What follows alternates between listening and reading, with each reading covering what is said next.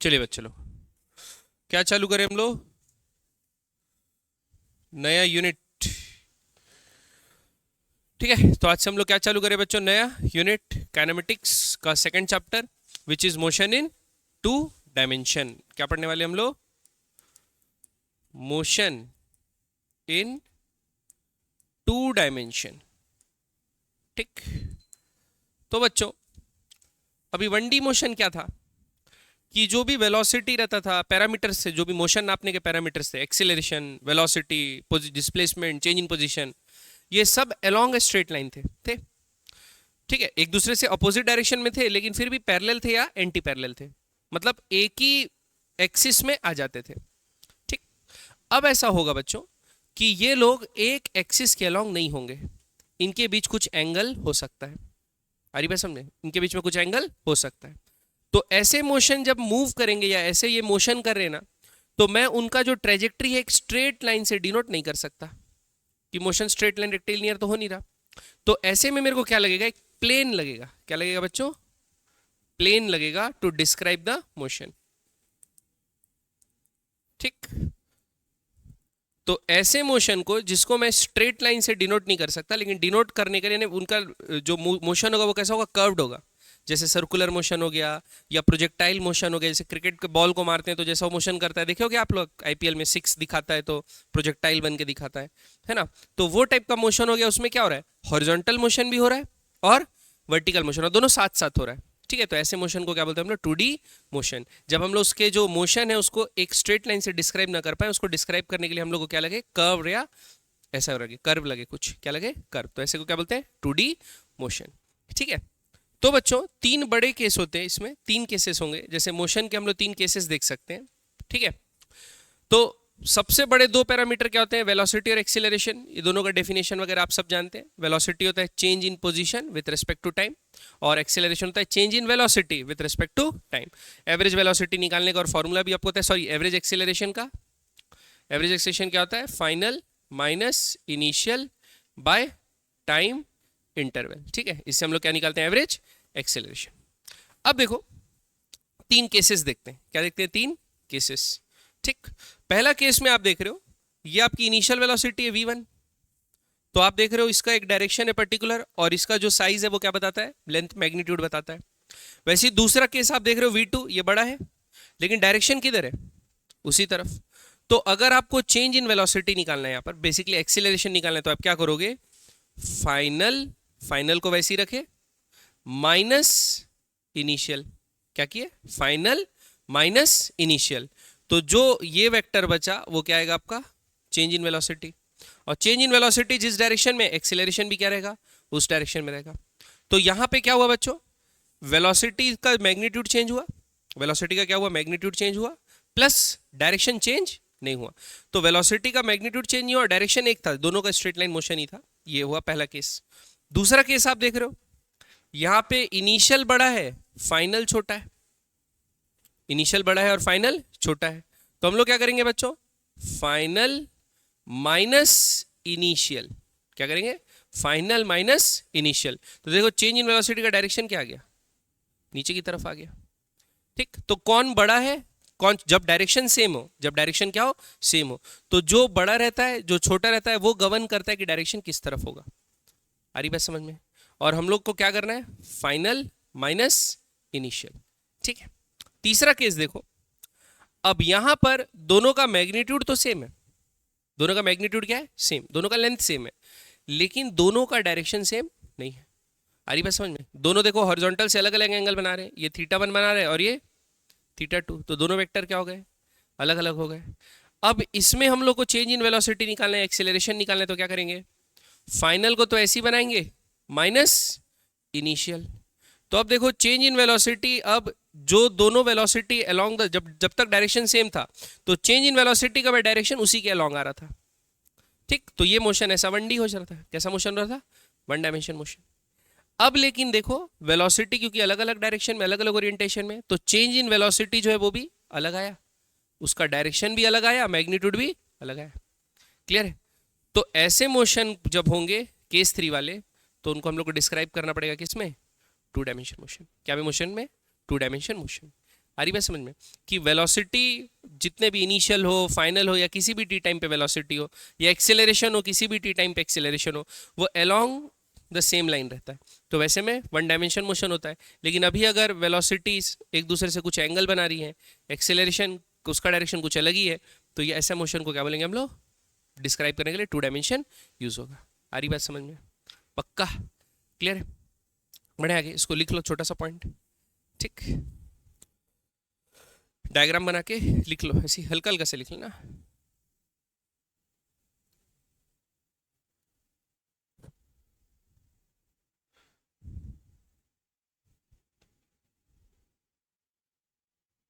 ठीक, तो इन दोनों में से शॉर्ट में लिख देना कि क्या होगा, डायरेक्शन सेम है, इनिशियल और फाइनल वेलोसिटी का डायरेक्शन सेम है, तो एक्सेलरेशन का डायरेक्शन भी क्या आएगा, उन्हीं के अलोंग आएगा।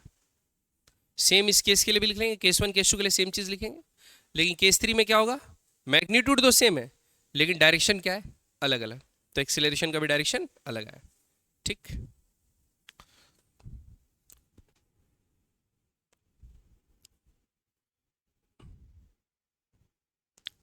बढ़े आगे बच्चों, नहीं नहीं बढ़ो, लिख लो लिख लो।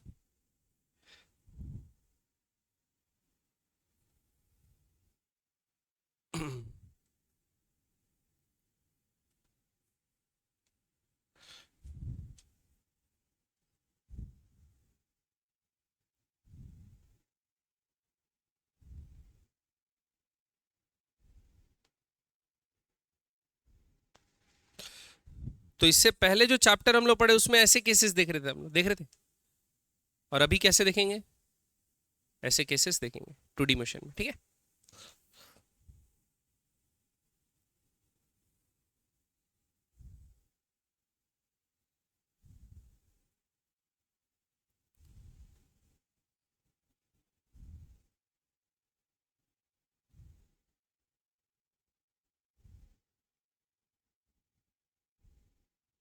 लिख लिए।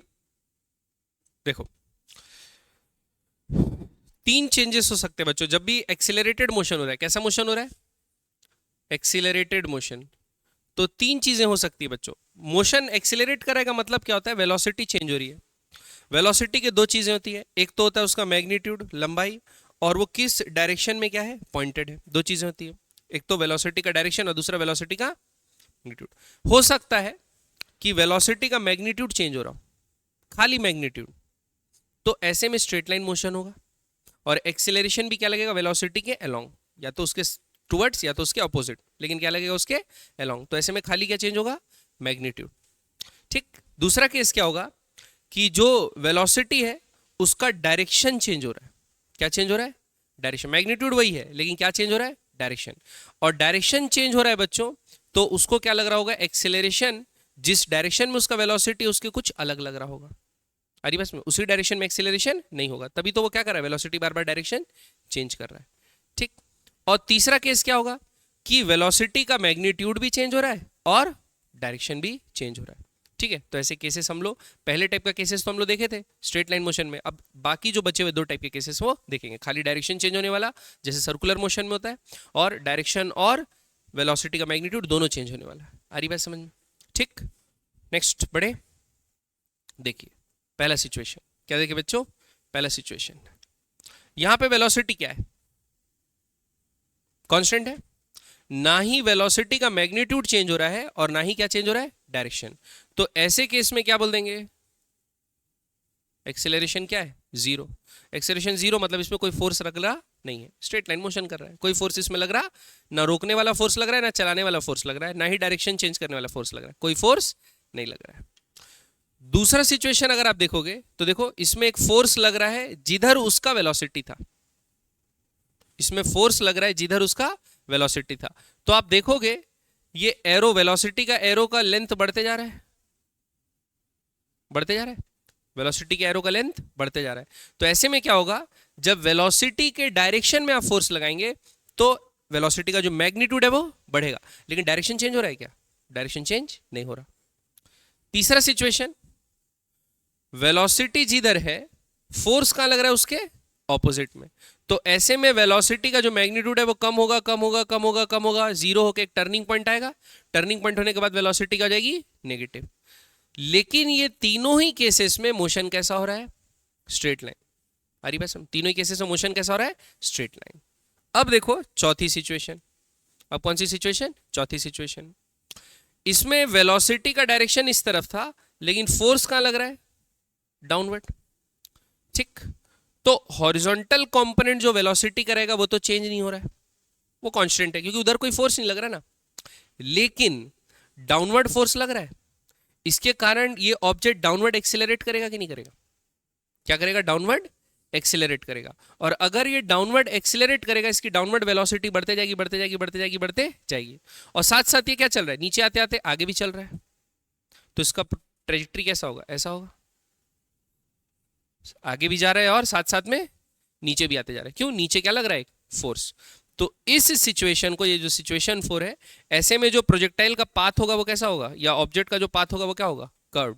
ऑब्जेक्ट का पाथ क्या होगा बच्चों, कर्व। जब वेलोसिटी और फोर्स, इनिशियल वेलोसिटी और फोर्स दोनों का बीच में कुछ एंगल है या सेम डायरेक्शन नहीं है। बात समझ में आई कि नहीं। तो ऐसे में ऑब्जेक्ट जो है वो कर्व पाथ फॉलो करेगा और हमारा मोशन फिर क्या का हो जाएगा, 2D। तो हम लोग ऐसे टाइप की चीजें तो अभी बहुत सारी डिस्कस किए, अब ये पढ़ने वाले अपन 2D मोशन। तो जनरल आइडिया हुआ 2D मोशन का। तो 2D मोशन में क्या होगा कि जो एक्सेलरेशन होगा और जो वेलोसिटी होगा इनिशियल जो भी दिया है, वो दोनों के बीच सेम एंगल नहीं होगा, यानी दोनों अलोंग द सेम लाइन नहीं लगेंगे। लगेंगे सेम लाइन में तो फिर क्या हो जाएगा, फिर तो स्ट्रेट लाइन मोशन हो जाएगा। ठीक है, पक्का। तो force is applied perpendicular to the velocity. यहां पर परपेंडिकुलर दे दिया है खास केस, जरूरी नहीं कि परपेंडिकुलर हो, किसी भी डायरेक्शन में लगे, बस 0 डिग्री और 180 डिग्री नहीं होना है। 0 डिग्री 180 डिग्री में तो स्ट्रेट लाइन मोशन होगा। ठीक है, क्लियर, नोट किए। ये 3 नोट करने की जरूरत नहीं है, तो पहले से पता है, बस ये चौथी पार्ट नोट करो। ठीक है,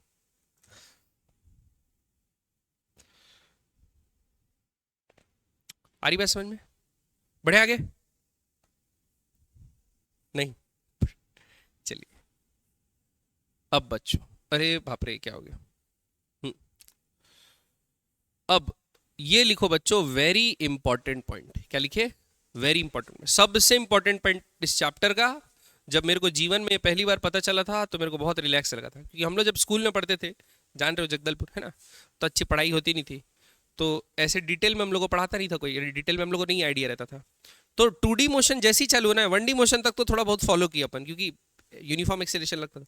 2D आया, पूरा उड़ गया फ्यूज। ठीक, 2D आया, पूरा फ्यूज उड़ गया। और ये बहुत बाद में हम लोग रियलाइज किए, जब इसको पढ़े, तब खुद से पढ़े, तब बहुत बाद में रियलाइज किए। क्या रियलाइज किए कि बच्चों, principle of independence of motion, ठीक, बहुत ही इंपॉर्टेंट कॉन्सेप्ट है ये, थ्रू आउट फिजिक्स आपको यूज होगा। ठीक, ये क्या बोलता है बच्चों, इसका मतलब ये है कि अगर आपका कोई ऑब्जेक्ट हॉरिजॉन्टली डिस्प्लेस हो रहा है, मान के चलो, कैसा डिस्प्लेस हो रहा है, हॉरिजॉन्टली, या एक पर्टिकुलर डायरेक्शन में डिस्प्लेस हो रहा है, मान के चलो एक्स में, तो एक्स में डिस्प्लेसमेंट जो हो रहा है वो वेलोसिटी किसके कारण हो रहा होगा, एक्स में वेलोसिटी के कारण हो रहा होगा। और अगर आप इसके डिस्प्लेसमेंट में और वेलोसिटी में कोई भी फर्क लाना चाहते हैं, तो वो फर्क कौन ला पाएगा, सिर्फ और सिर्फ एक्स डायरेक्शन का एक्सीलरेशन। बात समझ में आएगी नहीं, सिर्फ और सिर्फ कौन ला पाएगा, एक्स डायरेक्शन का एक्सीलरेशन। आप परपेंडिकुलर फोर्स लगा के ना इसके हॉरिजॉन्टल कंपोनेंट की वेलोसिटी चेंज कर सकते हैं, ना ही वो डिस्प्लेसमेंट जो कर रहा है उसको इफेक्ट डाल सकते हैं। आ रही बात समझ में, परपेंडिकुलर डायरेक्शन में फोर्स लगा के इसके एक्स कंपोनेंट में आप कोई भी चेंज नहीं ला सकते। वैसे ही इसका अगर वाई कंपोनेंट का वेलोसिटी है, एक्सीलरेशन है, जो भी है, आप एक्स में एक्सीलरेशन प्रोड्यूस करके या एक्स डायरेक्शन में फोर्स लगा के वाई के किसी भी कंपोनेंट में कोई चेंज नहीं ला सकते। तो जो 2 डायमेंशन मोशन होता है या 3 डायमेंशन मोशन भी होता है ना बच्चों, वो 3 इंडिपेंडेंट या 2 इंडिपेंडेंट मोशन का कॉम्बिनेशन होता है, जो साइमल्टेनियसली एक साथ हो रहे हैं। ऑब्जेक्ट हॉरिजॉन्टली मूव कर रहा है हॉरिजॉन्टल पैरामीटर के कारण, वर्टिकल मूव कर रहा है वर्टिकल पैरामीटर के कारण। बात समझ में आ रही कि नहीं आ रही। सपोज जैसे कि एक एग्जांपल में दिया है, ये एरोप्लेन है, इसमें 2 इंजन है। क्या इंजन है, 2 इंजन। एक जो इंजन है वो थ्रस्ट प्रोड्यूस कर सकता है किस डायरेक्शन में, हॉरिजॉन्टल डायरेक्शन में, और एक जो इंजन है वो थ्रस्ट प्रोड्यूस कर सकता है किस डायरेक्शन में, वर्टिकल डायरेक्शन में। एक हॉरिजॉन्टल डायरेक्शन में और एक वर्टिकल डायरेक्शन में। ठीक, तो हॉरिजॉन्टल डायरेक्शन में अगर ये थ्रस्ट प्रोड्यूस कर रहा है, पहले मान के चलो रन अप ले रहा है, थ्रस्ट हॉरिजॉन्टल डायरेक्शन में प्रोड्यूस कर रहा है, तो ये लिफ्ट होगा क्या, सिर्फ आगे ही चलेगा। क्या चलेगा बच्चों, सिर्फ आगे ही चलेगा। ठीक, वर्टिकल मोशन करेगा नहीं। क्लियर बात, जब तक कोई वर्टिकल फोर्स लग नहीं जाती। वर्टिकल मोशन वर्टिकल फोर्स कराएगी, हॉरिजॉन्टल फोर्स हॉरिजॉन्टल मोशन कराएगी। आपस में ये दोनों का कोई एक दूसरे पे कोई छेड़छाड़, कोई इफेक्ट नहीं होता। आ रही बात समझ में? एक और एग्जाम्पल बताता हूं, जैसे समझाने के लिए बता रहा हूं। सपोज ये बिल्डिंग है, क्या है बच्चों, बिल्डिंग है। अब बिल्डिंग से ना मेरे को दो पत्थर फेंकने, क्या फेंकने, दो पत्थर। तो मैं क्या किया, एट टी इक्वल टू 0 एक पत्थर को रिलीज किया, एक पत्थर को क्या किया, रिलीज किया, और दूसरे पत्थर को रिलीज नहीं किया, हॉरिजॉन्टल डायरेक्शन में फेंक दिया। एक पत्थर को क्या किया, रिलीज किया, और जिस t इक्वल्स टू 0 में एक पत्थर को मैं रिलीज किया ना, दूसरे पत्थर को हॉरिजॉन्टल डायरेक्शन देके फेंका। वर्टिकल कोई वेलोसिटी नहीं दिया, क्या डायरेक्शन में फेंका, हॉरिजॉन्टल डायरेक्शन। आ रही बात समझ में? अब मेरे को ये बताओ कि बताओ कौन सा पत्थर पहले नीचे आएगा, 1 की 2? एक पत्थर आ रहा है ऐसा, इसकी ट्रेजेक्टरी ऐसे रहेगी, और एक पत्थर ऐसे करके गिरेगा। बताओ किसको ज्यादा समय लगेगा नीचे आने में? पहले वाले को ज्यादा समय लगेगा, जो नीचे नहीं, एयर रेजिस्टेंस वेजिस्टेंस कुछ नहीं। हाँ, दूसरे वाले को ऐसा लग रहा है ना, ऐसा लग रहा है देखो ये लंबा पाथ चल रहा है, इसको आने में क्या लगेगा। लेकिन यही मैं आपको बात बताना चाहता हूं, हॉरिजॉन्टल और वर्टिकल का कोई लेन देन नहीं। बात समझ में आ रही कि नहीं आ रही है? दोनों पत्थर t is equals to T time पे सेम टाइम पे पहुंचेंगे अगर सेम हाइट से फेंके गए हैं, और पहले वाले को कोई हॉरिजॉन्टल वेलोसिटी नहीं दी गई, जस्ट रिलीज किया गया, और दूसरे वाले को हॉरिजॉन्टल वेलोसिटी दी गई लेकिन वर्टिकल कोई वेलोसिटी दी नहीं गई। क्योंकि बच्चों देखो, सपोज मैं वर्टिकल डायरेक्शन के लिए इक्वेशन ऑफ मोशन लिखता हूं, हॉरिजॉन्टल को भूल जाता हूं, तो देखता हूं वाई एक्सिस के लिए लिखता हूं। किसके लिए लिखता हूं बच्चों, वाई एक्सिस।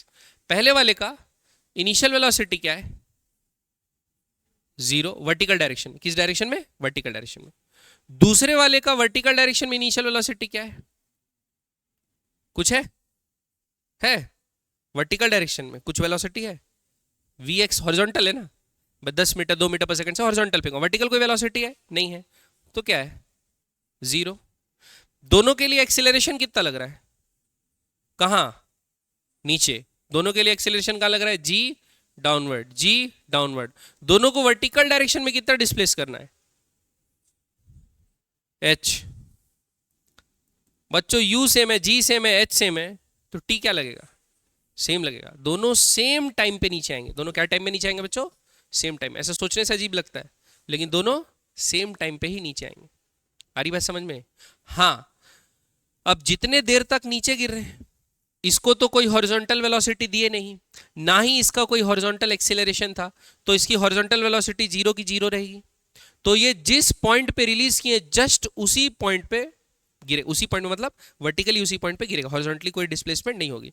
ये भी साथ में ही गिरेगा उसी टाइम में, लेकिन जितने समय तक ये नीचे आ रहा था ना, इसकी हॉरिजॉन्टल वेलोसिटी भी थी, तो उतने देर तक ये आगे भी जाएगा, और दोनों मोशन क्या में हो रहे हैं, साथ में हो रहे हैं। तो ये जो पॉइंट था बॉटम पॉइंट, जस्ट जहां से रिलीज किया उससे थोड़ा दूर गिरेगा, लेकिन दोनों सेम टाइम पे गिरेंगे। बात समझ में आ रही कि नहीं आ रही? तो यही है बच्चों क्या, इंडिपेंडेंस ऑफ मोशन। ठीक, तो अगर आपको कितना समय इसको नीचे आने में लग रहा है, मतलब डिस्प्लेसमेंट वर्टिकल डायरेक्शन में पूछ रहा है, तो आपको हॉरिजॉन्टल का कुछ भी चीज दिया उससे कोई मतलब नहीं है, आंख बंद कर लेना, देखना ही नहीं है। आ रही बात समझ में? वैसे ही अगर हॉरिजॉन्टल के बारे में कुछ क्वेश्चन पूछा है कि बताओ इसका रेंज कितना होगा या हॉरिजॉन्टल डिस्प्लेसमेंट ये कितना करेगा, तो आपको वर्टिकल का एक्सेलरेशन वगैरह देखने का कोई जरूरत नहीं है, बस टाइम सेम रहता है क्योंकि मोशन साथ में हो रहा है, तो दोनों के लिए टाइम क्या रहेगा, सेम, टी सेम पुट करना है। बाकी कोई चीज, सब चीज अलग, एक्स को एकदम अलग सॉल्व करेंगे एक क्वेश्चन के जैसा, वाई को अलग सॉल्व करेंगे, और लास्ट में दोनों को मिला देंगे। बात समझ में आएगी नहीं है? इसीलिए आपको वेक्टर पढ़ाया आई जे के। हाँ बोलो, किसके लिए? हाँ, इसके लिए इनिशियल वेलोसिटी क्या है, 0 है, वर्टिकल डायरेक्शन में, कौन सा डायरेक्शन में बोल रहा हूं, वर्टिकल डायरेक्शन। हॉरिजॉन्टल में तो है भाई, हॉरिजॉन्टल में जीरो थोड़ी है, इसका हॉरिजॉन्टल में भी जीरो है, इसका हॉरिजॉन्टल में भी एक्स है, जीरो नहीं है, लेकिन वर्टिकल में दोनों क्या है, जीरो। तो मैं कितने समय में नीचे आएगा, मतलब वर्टिकल डिस्प्लेसमेंट की बात कर रहा हूं, तो क्या चीज देखूंगा, खाली वर्टिकल कंपोनेंट्स। बात समझ में आई, पक्का, ऊपर से तो नहीं गया, ठीक है। तो बच्चों यही बोला गया, देखो ये टॉय ट्रेन है, टॉय ट्रेन बोलता, सॉरी टॉय एरोप्लेन है, टॉय एरोप्लेन है, तो क्या बोल रहा हूँ, टॉय एरोप्लेन है ना, क्या है, टॉय एरोप्लेन है। तो इसमें इंजन क्या है, responsible for horizontal motion, and the engine is responsible vertical motion, है ना, दो मोशन, दो इंजन है समझ लो, एक हॉरिजॉन्टल मोशन के लिए और एक वर्टिकल मोशन के लिए। वर्टिकल मोशन वाला इंजन बंद है, खाली हॉरिजॉन्टल वाला चल रहा है, तो ये किधर मूव करेगा, ठीक। हॉरिजॉन्टल मोशन वाला इंजन बंद है, खाली वर्टिकल वाला चालू है, तो ये किधर मूव करेगा, ठीक। जैसे सपोज मैं आपको एक पत्थर दे दिया, ये पत्थर रखा है, मैं बोला क्या रखा है, मैं बोला पत्थर, जमीन पे पत्थर रखा है, मैं बोला इस पत्थर को उठाना है, मैं बोला इस पत्थर को उठाना है, लेकिन बोला फोर्स आप हॉरिजॉन्टल ही लगा सकते हो, वर्टिकल फोर्स नहीं लगा सकते, कैसे उठाओगे, एक उधर से पकड़ेगा, इधर से पकड़ के खींचेगा तो ऊपर उठ जाएगा, नहीं उठेगा ना, कोई ताकत ही नहीं है जो उसको ऊपर उठा सके। ऊपर उठाने का मतलब आपको मोशन कैसा कराना है, वर्टिकल, तो अगर आपको वर्टिकल डिस्प्लेसमेंट कराना है तो वर्टिकल फोर्स लगाना पड़ेगा। बात समझ में आएगी नहीं आएगी, ठीक। हॉरिजॉन्टल डिस्प्लेसमेंट के लिए कौन काम आएगा, हॉरिजॉन्टल फोर्स। आ रही बात समझ में, एक दूसरे का कोई इफेक्ट नहीं होता, ठीक। ये बार बार मैं बात बोल रहा हूं, है ना, ताकि बोर हो जाओ आप लोग, लेकिन याद रहे, सोते समय भी आप सपने में आज यही देखना है, हॉरिजॉन्टल का वर्टिकल से कोई लेन देन नहीं है, ठीक है। जो पकड़ घर, अभी रास्ते घर जाते समय घर में परिवार में जो भी मिले सबको पकड़ पकड़ के बताओगे, आपको पता है है ना, वर्टिकल हॉरिजॉन्टल का कोई लेन देन नहीं। लेकिन हाँ, अब दोनों इंजन एक साथ चालू कर दिए, दोनों इंजन एक साथ चालू कर दिए, तो ऐसा नहीं है कि वर्टिकल का कुछ फर्क पड़ जा रहा है हॉरिजॉन्टल को, कुछ नहीं। वर्टिकल वाला जो फोर्स लग रहा है वो वर्टिकल एक्सेलरेशन प्रोवाइड कर रहा है, जिससे वर्टिकल डिस्प्लेसमेंट हो रहा है टी टाइम में, और हॉरिजॉन्टल वाले से हॉरिजॉन्टल डिस्प्लेसमेंट हो रहा है टी टाइम पे, ठीक है। तो टी टाइम पे वो एक्स बराबर भी कुछ चलेगा, वाई बराबर भी कुछ चलेगा, तो वो ऐसा पाथ फॉलो करेगा कि नहीं करेगा। बात समझ में आ रही कि नहीं, इसी को अपने को पढ़ना है, ठीक। तो अभी बता दे रहा हूं, अगर मैं अभी आज से आगे कुछ पढ़ाया भी नहीं, यानी काइनेमेटिक्स 2D में, तो भी ये चैप्टर खत्म है। रिलेटिव मोशन हो गया सपोज, अब उसमें भी क्या करोगे, एक्स अलग वाई अलग, 3 dimension motion, X Y Z तीनों अलग अलग, सबके पैरामीटर लिखोगे, तीनों में रिलेटिव रिलेटिव अलग अलग लगा दोगे, वो भी आंसर आएगा। आ रही बात समझ में। तो जो काइनेमेटिक्स 1D में पढ़ चुके हैं उससे नेक्स्ट और कुछ नहीं लगाना हमको। आ रही बात समझ में। बस अब क्या करना है, वेक्टर रिजॉल्व करना जो सीखे हैं उसका यूज करके हम लोग दो म्यूचुअली परपेंडिकुलर डायरेक्शन में एक्सेलरेशन, वेलोसिटीज, डिस्प्लेसमेंट ये सब निकाल लेंगे और उसको अलग अलग लिख के सॉल्व करेंगे। बात समझ में आएगी नहीं बच्चों, क्लियर है। तो ये हम लोग पढ़ने वाले क्या, मोशन इन 2D। चालू करें, चलिए। हाँ, क्या बोल रहा था, हाँ एक इंपॉर्टेंट बात, ये मत देखो, ये अलग है। It is to be noted that, ये पॉइंट को लिख भी लेना है ना, यही सेंटेंस आपको घर में जाके बोलना है आप सबको। It is to be noted that the X part of motion occurs exactly at it would have if the Y part did not occur at all. Clear है। तो जो हॉरिजॉन्टल मोशन है वो जैसे होना है वैसे ही होता, चाहे वर्टिकल एक्सेलरेशन हो या ना हो, ठीक है। अब वर्टिकल मोशन भी है तो साथ साथ में हो रहा है दोनों, लेकिन अगर वर्टिकल मोशन होता तो भी हॉरिजॉन्टल में वही मोशन होता, वर्टिकल में नहीं है तो भी वैसे ही मोशन होता। बात समझ में आ रही कि नहीं आ रही। जैसे मैं आपको एक बढ़िया सी चीज बताता हूं, सपोज आपने दो केस लिया, क्या लिया, दो केस।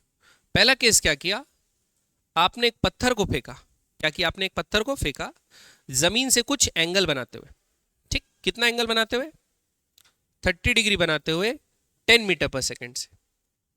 कितने एंगल से फेंका बच्चों, 30 डिग्री बनाते हुए 10 मीटर पर सेकेंड से आपने फेंका, ठीक। और दूसरा पत्थर आपने फेंका बच्चों जस्ट ऊपर 5 मीटर पर सेकेंड से। दूसरा पत्थर आपने फेंका कितना, 5 मीटर पर सेकेंड से ऊपर। अब देखो, जो पहला पत्थर आपने फेंका उसके वेलोसिटी के दो कंपोनेंट हो सकते हैं, एक होगा हॉरिजॉन्टल 10 cos 30, रिजोल्यूशन आता है ना, याद है ना बच्चों, अब ऐसा मत करना है ना मेरे साथ। 10 cos 30, 10 cos 30 कितना होता है, √3/2, तो कितना आएगा 5 √3 मीटर पर सेकेंड। और वर्टिकल क्या आएगा 5 मीटर पर सेकंड, साइन 30 1/2 होता है, तो कितना आएगा 5 मीटर पर सेकंड। तो ये जो मोशन करेगा वो कैसे करेगा, इसकी वेलोसिटी 5 है, अपवर्ड एक्सेलरेशन दोनों के लिए जी का है, डाउनवर्ड। तो ये जैसे जैसे ऊपर आएगा इसकी वेलोसिटी कम होगी कम होगी कम होगी कम होगी कम होगी, 0 होगी, और फिर ये वापस आ जाएगा। और जब ये वापस आएगा तो इसकी डाउनवर्ड वेलोसिटी कितनी होगी, 5। पढ़े ना, जितने से फेंकते उतने ही वापस हो जाता है, तो कितना होगा 5। ये होगा मोशन। ठीक, अब ये जो है ये प्रोजेक्टाइल, ये मोशन कुछ अलग करेगा। ये मोशन क्या करेगा बच्चों, कुछ अलग। ये मोशन ऐसा करेगा, ये मोशन कैसे करा, ऐसे करा, मान के चलो। फिर भी अगर आप देखोगे कि सपोज आप t=0 पे दोनों को फेंके थे, t=0 पे इसको फेंके थे, t=0 पे इसको फेंके थे, 1 सेकंड बाद सपोज ये यहां पहुंचा, 1 सेकंड बाद ये भी उसी हाइट पे पहुंचेगा, ये भी उसी पे हाइट पहुंचेगा, लेकिन कुछ आगे भी पहुंच जाएगा अपनी जगह से। क्यों, क्योंकि हॉरिजॉन्टल कंपोनेंट ऑफ वेलोसिटी भी है। ठीक, लेकिन वर्टिकल मोशन वही कर रहा है। ये इस t टाइम पे, कुछ t2 टाइम पे यहां पहुंचा, तो ये भी कहां पहुंचेगा, यहां पहुंचा। जिस टाइम पे ये अपनी मैक्सिमम हाइट पे पहुंचा, ये भी उस टाइम पे अपनी क्या पे पहुंचेगा, मैक्सिमम हाइट पे पहुंचेगा। ठीक, फिर ये वापस आना चालू हुआ, तो ये नीचे आया तो ये भी नीचे आएगा, फिर ये नीचे आया ये भी नीचे आएगा, ये जमीन पे गिरा ये भी जमीन पे गिरेगा। आ रही बात समझ में? तो वर्टिकल कंपोनेंट अगर सेम है, देखो वर्टिकल वेलोसिटी सेम है, वर्टिकल एक्सेलरेशन सेम है, दोनों की इनिशियल पोजीशन सेम है, तो दोनों अपने मोशन को कॉपी कर रहे हैं। बस ऊपर जाके नीचे आने वाला मोशन वर्टिकल पे डिपेंड कर रहा है। अब बस ये क्या हो रहा है, ये ऊपर जाके नीचे आ रहा है लेकिन हॉरिजॉन्टल वेलोसिटी के साथ, तो ऐसा आ जा रहा है। लेकिन वर्टिकल मोशन वही हो रहा है जो हॉरिजॉन्टल वेलोसिटी देने से भी होता, नहीं देने से भी होता। बात समझ में आई कि नहीं? ये लाइन वही लिखी हुई, इंडिपेंडेंस ऑफ मोशन। एक डायरेक्शन का दूसरे डायरेक्शन पे कोई फर्क नहीं पड़ता। बात समझ में आई कि नहीं बच्चों? पक्का? तो ये बात याद रखना है, लिख लिया इसको। वैसे ही इसमें वही लिखा है कि अगर आप क्या करें, x part of the motion occur कर रहा है तो एग्जैक्टली वैसे ही रहेगा, चाहे वाई पार्ट हो या ना हो। वैसे ही वाई पार्ट का मोशन हो रहा है वह एग्जैक्टली वैसे ही होगा, चाहे एक्स पार्ट का मोशन हो या ना हो। अरे बस ये बात दिमाग में घुस गई तो देखो एकदम प्रॉब्लम बनाना एकदम क्या हो जाएगा अपने लिए, सरल। चलिए सवाल बनाते हैं और चालू करते हैं।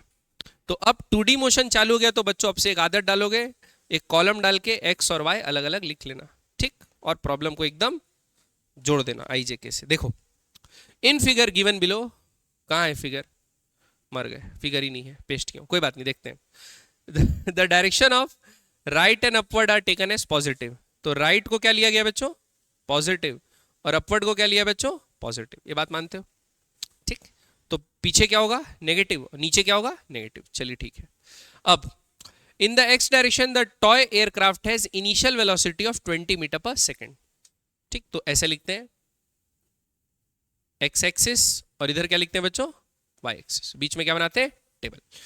अब पैरामीटर लिखते जाते हैं। तो बताओ इनिशियल वेलोसिटी एक्स डायरेक्शन में कितनी है, +20। फिर एक्सेलरेशन कंपोनेंट एक्स डायरेक्शन में कितना है, 20। ये मीटर पर सेकेंड है और ये मीटर पर सेकेंड स्क्वायर है।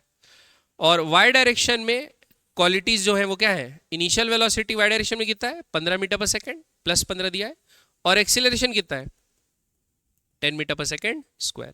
बात समझ में आया कि नहीं? अब हम लोग को 5 सेकेंड पे हमको क्या करना है, 5 सेकेंड पे वो किधर रहेगा बताना है। क्या बताना है, एक्स और वाई कंपोनेंट बताना है डिस्प्लेसमेंट के, क्या बताना है, डिस्प्लेसमेंट, और फाइनल वेलोसिटी बताना है, मैग्नीट्यूड और डायरेक्शन दोनों। ठीक, तो देखो ये कैसे निकालेंगे हम लोग। तो डिस्प्लेसमेंट निकालते हैं बच्चों। हमको क्या क्या दिया है, u दिया है, a दिया है, काफी हमारे लिए, u दिया है, a दिया है, और t इक्वल्स टू कितने पे, 5। तो 5 सेकेंड तक हॉरिजॉन्टल मोशन भी होगा और साथ साथ वर्टिकल मोशन भी होगा। हॉरिजॉन्टल के पैरामीटर इसको कोई छेड़छाड़ नहीं करेंगे, वर्टिकल के पैरामीटर हॉरिजॉन्टल के साथ कोई छेड़छाड़ नहीं करेंगे। तो ये 2 डायमेंशन को 2 1 डायमेंशन प्रॉब्लम के जैसा अपन सॉल्व करेंगे। तो सॉल्व करते हैं। बताओ इसमें डिस्प्लेसमेंट क्या हो जाएगा, s बराबर sx लिखता हूँ, displacement in X direction, ut plus half A T square. तो खाली x वाले टर्म लेंगे, uxt plus half axt square. तो ux का वैल्यू कितना दिया, 20, 5 सेकेंड बाद मतलब 5, हाफ इंटू 20 इंटू 5 का स्क्वायर कितना होता है बच्चों, 25। तो ये हो गया 10, ये हो गया 100 प्लस 250 कितना हो गया बच्चों? 350 मीटर। मतलब वो हॉरिजॉन्टली कितना आगे गया है टॉय कार, टॉय ट्रेन जो भी है? 350 मीटर। हॉरिजॉन्टली कितना आगे गया है बच्चों? तो अगर मैं कोऑर्डिनेट सिस्टम बना लूं तो वो आगे कितना गया है? 350 मीटर। लेकिन वो यहां रहेगा क्या? वर्टिकल मोशन भी तो हो रहा है साथ साथ में। तो वर्टिकल मोशन के लिए क्या लिखते हैं? S y u y t plus half a y t square. ठीक, तो यू वाई कितना है? 15 into 5 plus half into 10 into 25। 15 पंचे 75। 2 से ये 5 उड़ गया, 25 5 जा 125। तो ये कितना आ गया बच्चों? 200 मीटर। मतलब वो यहां से 200 मीटर के हाइट पे भी हो। बात समझ में आई कि नहीं है बच्चों? पक्का? ऊपर से जा रहा है मतलब एरोप्लेन ऐसे उड़ रहा है, और अभी t इक्वल टू 0 पे यहां पे था और t इक्वल टू 5 पे अब यहां पे। समझ में आया कि नहीं आया? ठीक, अब हमको बोला है उसकी वेलोसिटी भी निकालो। तो x की वेलोसिटी को y से फर्क पड़ता है क्या? y की वेलोसिटी से x को फर्क पड़ता है क्या? तो हमको क्या निकालना पड़ेगा कि 5 सेकंड पे भाई हॉरिजॉन्टल वेलोसिटी क्या है और वर्टिकल वेलोसिटी क्या है, ये निकालना है। हॉरिजॉन्टल वेलोसिटी और वर्टिकल वेलोसिटी क्या है, निकालना है। तो फॉर्मूला क्या है? v equals to u plus at। तो x और y का वही निकाल लेते हैं। तो देखो पहले इसका निकालते हैं x का। तो vx बराबर ux कितना दिया बच्चों? 20 प्लस एक्सेलरेशन भी 20 और टाइम कितना है? 5। तो कितना हुआ? 20 5 100, 100 प्लस 20 120 मीटर पर सेकेंड। तो हॉरिजॉन्टल वेलोसिटी कितनी आई बच्चों? 120 मीटर पर सेकेंड। फिर वर्टिकल वेलोसिटी निकालते हैं। तो ये कितना होगा? 15 प्लस 10 इंटू 5, 10 5 जा 50, 50 प्लस ये 65 मीटर पर सेकेंड। तो वर्टिकल वेलोसिटी कितनी हो गई बच्चों? 65 मीटर पर सेकेंड। बात समझ में आई कि नहीं? पक्का? तो क्या मैं वेलोसिटी को ऐसे लिख सकता हूं? वेलोसिटी 5 सेकेंड पे हॉरिजॉन्टल कितनी है? 120, 120 आई प्लस 65 जे। समझ में आया कि नहीं आया बच्चों? अगर आपको पूछेगा वेलोसिटी का मैग्नीट्यूड बताओ, क्या बताओ? कैसे बताते हैं मैग्नीट्यूड? 120 का स्क्वायर प्लस 65 का स्क्वायर का अंडर रूट। और बोलेगा डायरेक्शन बताओ भाई कि नेट डायरेक्शन किधर है मोशन का, तो आप क्या करोगे? ये होगा नेट डायरेक्शन बच्चों। तो सपोज हॉरिजॉन्टल से कितना एंगल बन रहा है? थीटा। तो आप क्या लिख सकते हो? tan थीटा बराबर वर्टिकल कंपोनेंट बाय हॉरिजॉन्टल। आ जाता है ना जे वाला बाय आई वाला। और हॉरिजॉन्टल से पूछता है तो सॉरी वर्टिकल से पूछता है तो आई वाला बाय जे वाला कंपोनेंट। ठीक है, तो क्या लिखेंगे? 65 बाय 120। समझ में आया कि नहीं आया? तो डायरेक्शन पता चल गया और मैग्नीट्यूड के लिए स्क्वायर करके ऐड करके अंडर रूट कर देंगे। ठीक है, पक्का बच्चों? क्लियर है? 2D मोशन समझ में आया कैसे बनाना है? तो अगर आपको आई जे के नोटेशन में भी देता है तो भी आई वाले को सब एक तरफ, जे वाले को एक अलग तरफ सॉल्व कर देंगे इंडिविजुअली और लास्ट में जोड़ देंगे। समय क्या लेना है? सेम समय, कोई वेक्टर नहीं है। समय तो सबके लिए एक साथ चल रहा है, हॉरिजॉन्टल मोशन के लिए भी और वर्टिकल मोशन के लिए भी। हाँ, दोनों के भी डायरेक्शन बीच का एंगल 90 है मतलब? हाँ, बीच का एंगल एक्स और Y, X axis Y axis बीच 90 डिग्री होता है। तो बच्चे सब बचपन से पता है। ठीक है, बढ़े आगे बच्चों। अब लिखिए 2 dimension motion with constant acceleration. तो जैसे हम लोग उसमें भी काइनेमेटिक्स 1D में पढ़े थे, कैसे पढ़े थे? पहले हम लोग पढ़े थे यूनिफॉर्म मोशन, फिर उसके बाद यूनिफॉर्मली एक्सीलरेटेड मोशन और फिर नॉन यूनिफॉर्मली एक्सीलरेटेड मोशन। तो क्या करते थे? एक में तो एक्सीलरेशन 0 रहता था, उसको तो छोड़ दो। दूसरे में क्या रहता था? यूनिफॉर्मली एक्सीलरेटेड में एक्सीलरेशन कांस्टेंट रहता था। तो हम लोग क्या यूज करते थे? Equation of motion. ठीक है, v is equals to u plus at, s is equals to t plus half at square, v square is equals to u square plus 2s। अब बस ये हर इक्वेशन को 2 बार अप्लाई करना है, एक x के लिए और एक y के लिए। बात समझ में आएगी नहीं? तो ये हो जाएगा यूनिफॉर्मली एक्सीलरेटेड मोशन। ये लगाने के लिए क्या होना है? हॉरिजॉन्टल और वर्टिकल दोनों डायरेक्शन में एक्सीलरेशन क्या होना है? कांस्टेंट। और अगर कांस्टेंट नहीं है तो फिर क्या यूज करेंगे? फिर से एक्स वाई बांट देंगे। वही क्या पढ़ते थे अपन, dx बाई डी टी बराबर वेलोसिटी इन एक्स डायरेक्शन। तो अब dy बाई डी टी भी आ जाएगा वेलोसिटी इन y डायरेक्शन। इसका डबल डिफरेंशिएशन करेंगे dvx बाई डी टी, तो क्या आ जाएगा? Acceleration in x direction. dvy by D T तो क्या आ जाएगा? Acceleration in Y direction. आ रही बात समझ में? और vx dvx बराबर a dx और vy dvy बराबर a dy। अगर एक्सेलरेशन कांस्टेंट नहीं है तो ये सब इस्तेमाल करेंगे। बात समझ में आएगी नहीं? लेकिन अभी क्या है, एक्सेलरेशन कांस्टेंट है हॉरिजॉन्टल और वर्टिकल दोनों डायरेक्शन में, तो अपन क्या लगाएंगे बच्चों? Equation of motion. ठीक, तो two dimension motion with constant acceleration can be analysed as combination of two independent, एक दूसरे पे डिपेंड नहीं करने वाले motion in x and y direction with acceleration a x and a y. तो एक्स के लिए वेलोसिटी का इक्वेशन ये हो जाएगा, इसके लिए ये हो जाएगा, पोजीशन का इक्वेशन ये हो जाएगा, इसमें ये हो जाएगा। हरी बस में ये नया फॉर्मूला नहीं है बच्चों, ये जब डिराइव करते हैं आप जाता है half into base into height, वो एरिया अंडर कर्व से ट्रेपीजियम वाला, half into sum of parallel side into time, उससे आया है। ठीक है, रोना नहीं है क्या दे दिए सर करके। तो इसको एवरेज वेलोसिटी भी बोलते हैं। अगर एक्सीलरेशन कांस्टेंट है तो u plus v by two क्या होता है? Average velocity. तो एवरेज वेलोसिटी इंटू टाइम। ठीक है, तो ये भी यूज कर सकते हो। y में एवरेज वेलोसिटी क्या लोगे? Vertical direction. ठीक, और या तो फिर ये फॉर्मूला है जो x is you x T plus half x T plus square, ज्यादातर तो यही यूज करेंगे। ठीक है, और तीसरा v square is equal to u square plus 2s, ये वाला फॉर्मूला भी इस्तेमाल करेंगे। समझ में आई बात? पक्का? ठीक है बच्चों, क्लियर है? ऊपर से तो नहीं गया? इसको लिखने का जरूरत है क्या? याद रहेगा ना? फॉर्मूला तो है, याद ही रखें। चलो आगे बढ़ते हैं। चलिए अब बनाते हैं बच्चों सवाल। मेरे एक एक सवाल, आपके दो दो जवाब, सवाल एक जवाब दो। देखिए अब ये क्या हो गया? ये भी ठीक है। अरे रिकॉर्डिंग बंद हो गया क्या? नहीं नहीं, चल रहा है चल रहा है चल रहा है। हाँ देखो, अ पार्टिकल लीव्स ओरिजिन, क्या लीव्स? ओरिजिन। तो सबसे पहले क्या बना लो बच्चों? ओरिजिन बना लो विथ वेलोसिटी 3i। मतलब बताओ, ये क्वेश्चन बनाने के लिए सबसे पहले क्या करना है? x और y दोनों को बांट लो। वेलोसिटी दिया है 3i, तो वो कौन सी वेलोसिटी हुई? x वाली। तो इनिशियल वेलोसिटी कितनी है? 3 मीटर पर सेकेंड। ये बात समझ में आ गई कि नहीं आ गई? As initial velocity and acceleration दिया है बच्चों ये, तो क्या दिया है? -1i minus 0.5 j। तो x डायरेक्शन में एक्सीलरेशन क्या लिख सकते हैं बच्चों? i वाला कंपोनेंट, तो क्या लिखेंगे? -1 मीटर पर सेकेंड स्क्वायर। और यहां पर बताओ uy क्या लिखूंगा?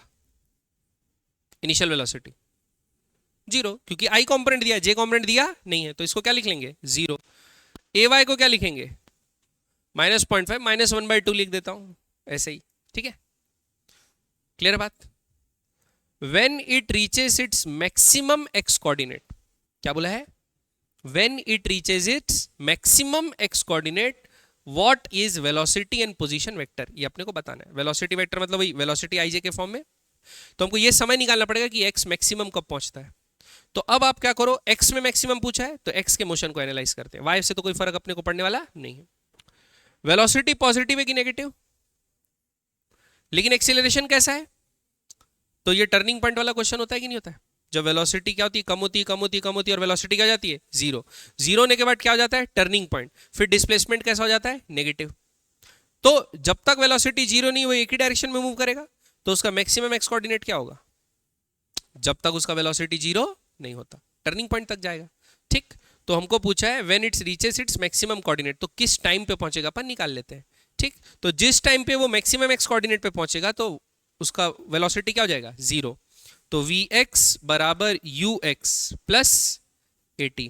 तो vx को क्या रखेंगे बच्चों? 0। इनिशियल वेलोसिटी कितना है? 3 -1 इंटू टी, तो t बराबर कितना आएगा? 3 सेकेंड। t बराबर क्या आएगा? 3 सेकेंड। अब 3 सेकेंड पे हमको क्या निकालना है? वेलोसिटी निकालना है और पोजीशन वेक्टर। तो 3 सेकेंड पे इस x कॉम्पोनेंट का वेलोसिटी का क्या रहेगा? 0, अभी तो निकाले हैं 0। 3 सेकेंड पे y का क्या रहेगा? निकाल लेते हैं। तो vy बराबर क्या होगा बच्चों? uy प्लस ayt होगा। uy कितना था? 0।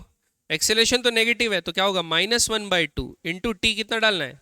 3 सेकेंड। तो बच्चों vy कितना है यहाँ? -3/2। या -1.5 मीटर पर सेकेंड बोल सकते हैं। आ रही बात समझ में? तो बच्चों अब मैं वेलोसिटी वेक्टर लिख देता हूं। क्या लिख देता हूं? Velocity vector. आई में कितना? आई में 0, वाई में कितना? तो खाली ये लिखूंगा ना -3/2 जे। आई का तो कोई कंपोनेंट ही नहीं। ये आ गया? समझ में आई कि नहीं आई बच्चों? अगला लिखना है पोजीशन वेक्टर। तो पोजीशन वेक्टर कैसे लिखते हैं? पोजीशन कैसे निकालते हैं? x बराबर ut plus half A T square. वैसे निकालते हैं? तो निकालते हैं। तो इसके लिए लिखते हैं पहले, किसके लिए? x एक्सिस और y एक्सिस। तो पहले x के लिए लिखते हैं। तो क्या होगा x एक्सिस के लिए? x बराबर ut। तो u कितना था बच्चों? 3 इंटू 3, टाइम भी 3 है ना, ut माइनस हो जाएगा, एक्सेलरेशन नेगेटिव है तो हाफ इंटू 1 इंटू 3 का स्क्वायर कितना होता है बच्चों? 9। तो क्या आया? 9 माइनस 9/2। 9 माइनस 9/2 कितना होता है बच्चों? 9/2 मीटर। तो हॉरिजॉन्टल डिस्प्लेसमेंट कितना है? 9/2। वर्टिकल डिस्प्लेसमेंट वैसे कितना निकाल सकते हैं?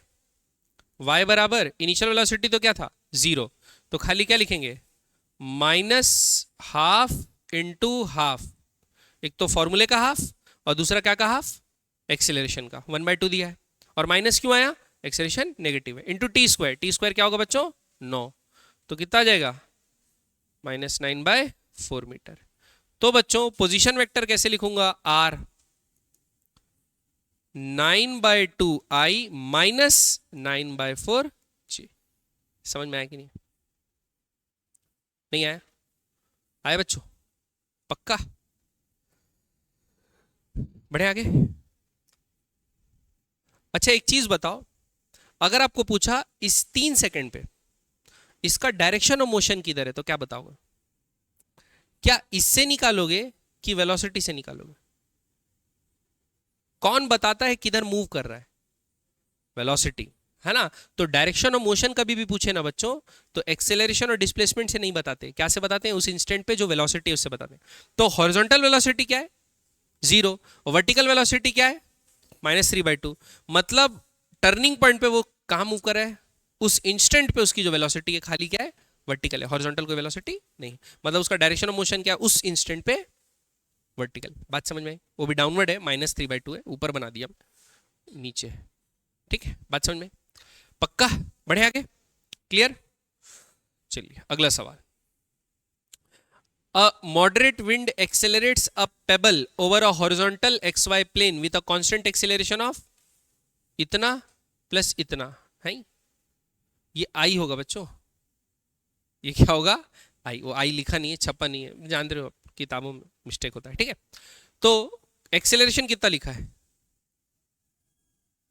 4i plus 8j। एक्सेलरेशन कितना लिखा है बच्चों? 4i plus 8j। और t इक्वल टू 0 मतलब क्या दिया है? Initial velocity. तो इनिशियल वेलोसिटी क्या दिया है? 4i। यानी वर्टिकल में कोई भी डायरेक्शन वेलोसिटी नहीं है, एक्सीलरेशन है, लेकिन हॉरिजॉन्टल में वेलोसिटी है। What are magnitude and angle of its velocity when it has been displaced by 16 metre parallel to x axis. बोला है जब एक्स एक्सिस में कितना डिस्प्लेसमेंट हो जाता है? 16 मीटर। तब हमको बताना है कि उसका वेलोसिटी का मैग्नीट्यूड और एंगल क्या है। समझ में आ रहा है? क्वेश्चन पढ़ने से समझ में आ गया क्या करना है। तो पहले तो ये देख लेते हैं कि 16 मीटर हॉरिजॉन्टल डायरेक्शन में कब डिस्प्लेसमेंट होता है। तो वर्टिकल एक्सेलरेशन से कोई फर्क पड़ना है अपने को? वर्टिकल वेलोसिटी, हॉरिजॉन्टल वेलोसिटी और हॉरिजॉन्टल एक्सेलरेशन से ही मतलब है अपने को। ठीक है, तो अपन इसको फिर से बांट लेते हैं। क्या लिख लेते हैं बच्चों? X axis. क्या लिख लेते हैं? X axis. ठीक है, तो अब क्या होगा? डिस्प्लेसमेंट कितना होना है? 16। डिस्प्लेसमेंट कितना होना है? 16। तो 16 बराबर ut 4 into t. Acceleration positive है, हाफ इंटू 4 इंटू टी का स्क्वायर। ये आएगा बच्चों। तो ये कितना आएगा? 16 बराबर 4t प्लस 2t स्क्वायर। 2 2 8। तो क्या है बच्चों? T square plus T minus 8 बराबर 0। क्वाड्रेटिक इक्वेशन बना। क्या बना बच्चों? Quadratic equation. टी का वैल्यू निकाल लेते हैं। कैसे निकालेंगे टी का वैल्यू? ये संधि विच्छेद हो रहा है क्या? अरे यार हाँ ना, 2t, सॉरी। कितना होगा? 2t। तो 4 2 8 आता है, क्या था 4 2 8, तो क्या लिखेंगे T square plus 4t minus 2t minus 8 बराबर 0। टी कॉमन आ जाएगा, क्या बचेगा t प्लस 4, माइनस 2 कॉमन आ जाएगा, क्या बचेगा t प्लस 4। तो इसको सॉल्व कर लेते हैं, तो क्या आएगा t प्लस 4 t माइनस 2 बराबर 0। तो टाइम के दो वैल्यू आए बच्चों, -4 और 2, कौन सा लेंगे 2, क्यों, है ना। ये नेगेटिव टाइम का भी सिग्निफिकेंस होता है, ऐसा मत सोचना कि नहीं होता है। मैं जब प्रोजेक्टाइल मोशन आगे बढ़ूंगा, जब छत ऊपर से हम लोग पत्थर फेंकेंगे, तब मैं आप लोग को बताऊंगा कि इसका क्या इंपॉर्टेंस है। अभी याद रखना इसका भी इंपॉर्टेंस होता है, माइनस टाइम का भी इंपॉर्टेंस होता है, ठीक है, बताएंगे क्या होता है बाद में। लेकिन टी इक्वल टू 2 लेंगे, क्या लेंगे अभी टाइम बच्चों, t equal to 2 positive time लेंगे, क्योंकि रियल टाइम में हो रहा है। ये मतलब पास्ट में, -4 मतलब पास्ट, ये मतलब फ्यूचर, तो फ्यूचर ही देखेंगे ना अपन, तो टाइम तो आगे बढ़ रहा है। तो टी इक्वल टू 2 सेकेंड देखते हैं। तो 2 सेकंड पे हमको क्या निकालना है, वेलोसिटी निकालना है। तो 2 सेकंड पे हॉरिजॉन्टल और वर्टिकल वेलोसिटी निकालना पड़ेगा, एक्स और वाई। तो हॉरिजॉन्टल वेलोसिटी क्या होगा बच्चों 2 सेकंड बाद, वी एक्स बराबर इनिशियल वेलोसिटी कितना है 4 प्लस एक्सेलरेशन कितना है 4 into t 2 second, 4 2 8, 8 plus 4 12 metre per second.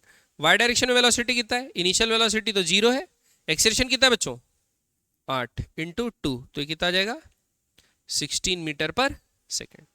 Clear बात। तो बच्चों वेलोसिटी का मैग्नीट्यूड क्या हो जाएगा 16 का स्क्वायर प्लस 12 का स्क्वायर का अंडर रूट, 16 16 जा 150 256, कितना 256, 12 12 जा 144 का अंडर रूट, तो कितना आ जाएगा बच्चों 400, 400 का क्या होता है 20, 500 आएगा क्या 400 ही तो आएगा, सही तो लिखा हो, 400 का अंडर रूट क्या होता है बच्चों 20, तो 20 मीटर पर सेकंड। ये मैग्नीट्यूड आया, क्या आया मैग्नीट्यूड। और डायरेक्शन के लिए क्या करेंगे बच्चों, डायरेक्शन के लिए क्या करेंगे हॉरिजॉन्टल और वर्टिकल। तो देखो हॉरिजॉन्टल कितना है 12 और वर्टिकल कितना है 16। तो सपोज हमको निकालना है कि ये एंगल कितना है, डायरेक्शन कोई भी एक एंगल बता दो तो हो जाएगा। तो अपन क्या लिखेंगे tan थीटा बराबर, हॉरिजॉन्टल से एंगल निकाल रहा हूं तो क्या लिखूंगा वर्टिकल बाय हॉरिजॉन्टल, 16 बाय 12 क्या आएगा 4 बाय 3, 4 बाय 3 कौन से वैल्यू के लिए रहता है 53 डिग्री, 4 बाय 3 53 के लिए रहता है। बात समझ में आएगी नहीं आई, पक्का क्लियर बच्चों।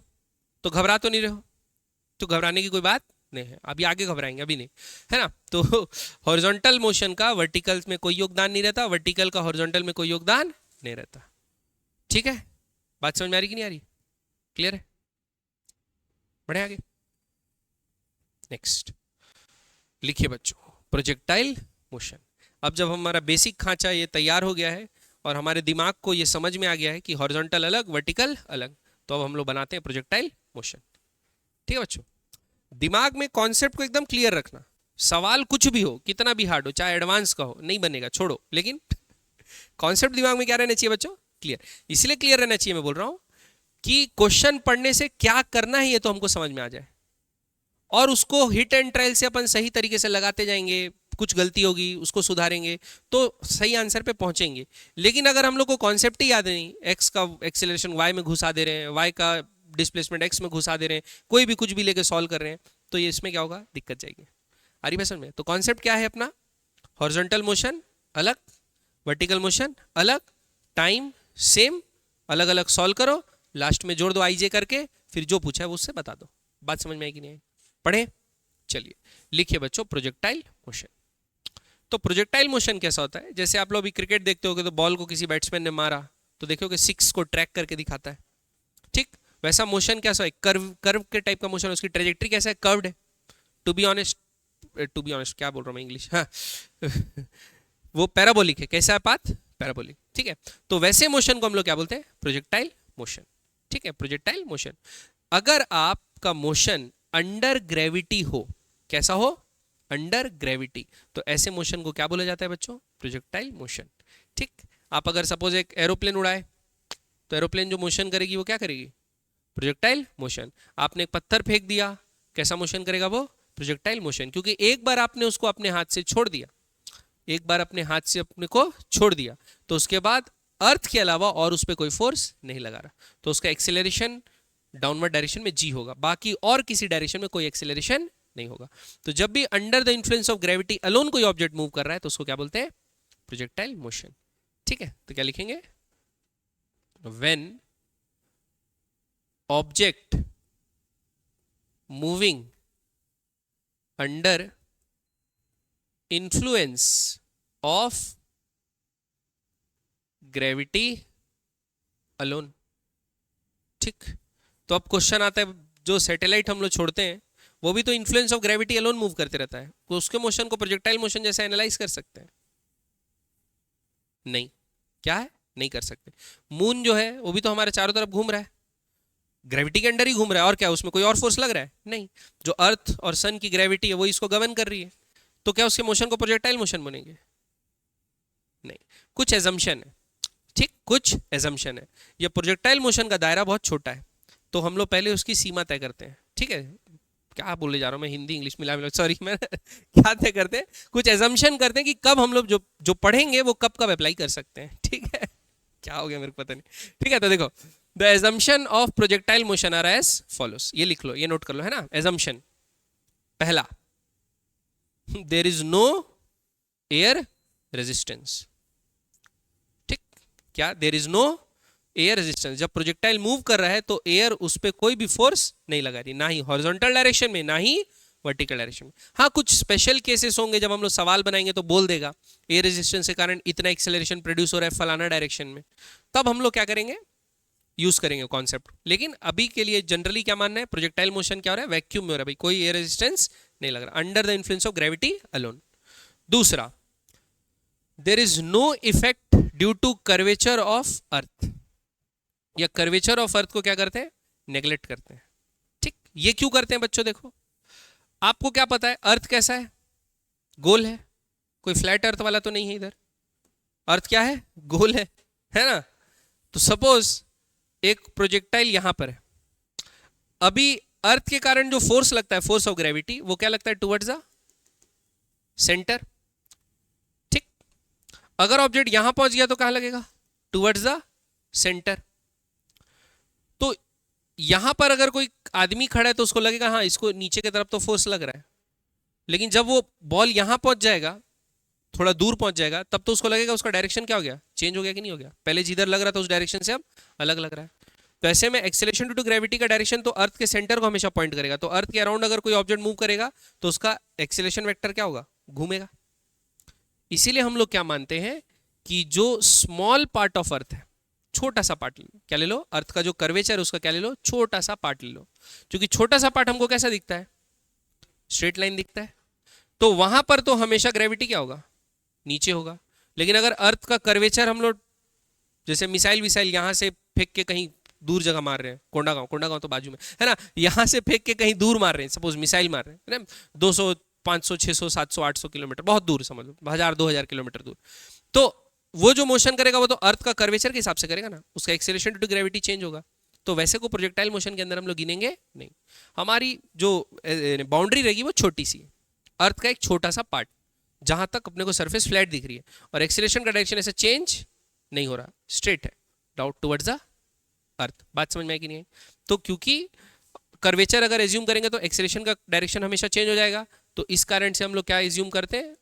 Curvature is negligible. ठीक, कर्वेचर इज नेग्लिजिबल। अर्थ का रेडियस बहुत बड़ा है, उसका छोटा सा पार्ट अपन ले रहे हैं, तो कर्वेचर क्या हो जाएगा? फ्लैट। ठीक, आर टेंड्स टू इन्फिनिटी। बात समझ में आएगी नहीं? पक्का क्लियर है?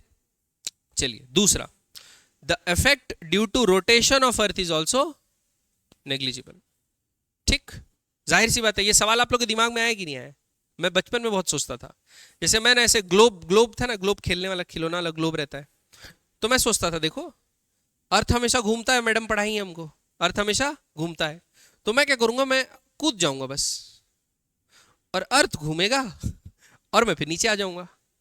तो लोग ये बस ट्रेन ये सब में क्यों ट्रेवल करते हैं? मैं बोला आप क्या करो एक ऐसा मशीन बना लो जिससे बस आप ऊपर उड़ जा रहे हो। क्या उड़ जा रहे हो? ऊपर, और हवा में बैठे रहो थोड़ी देर, तो अपने आप अर्थ तो घूमेगा, मैं वापस आके बैठ जाऊंगा मस्त। जीनियस। ऐसा ट्रेवल क्यों नहीं कर रहे लोग? बस ऊपर चले जाओ, कहाँ जा रहे हैं लोग, है ना? ऐसा सोचता था।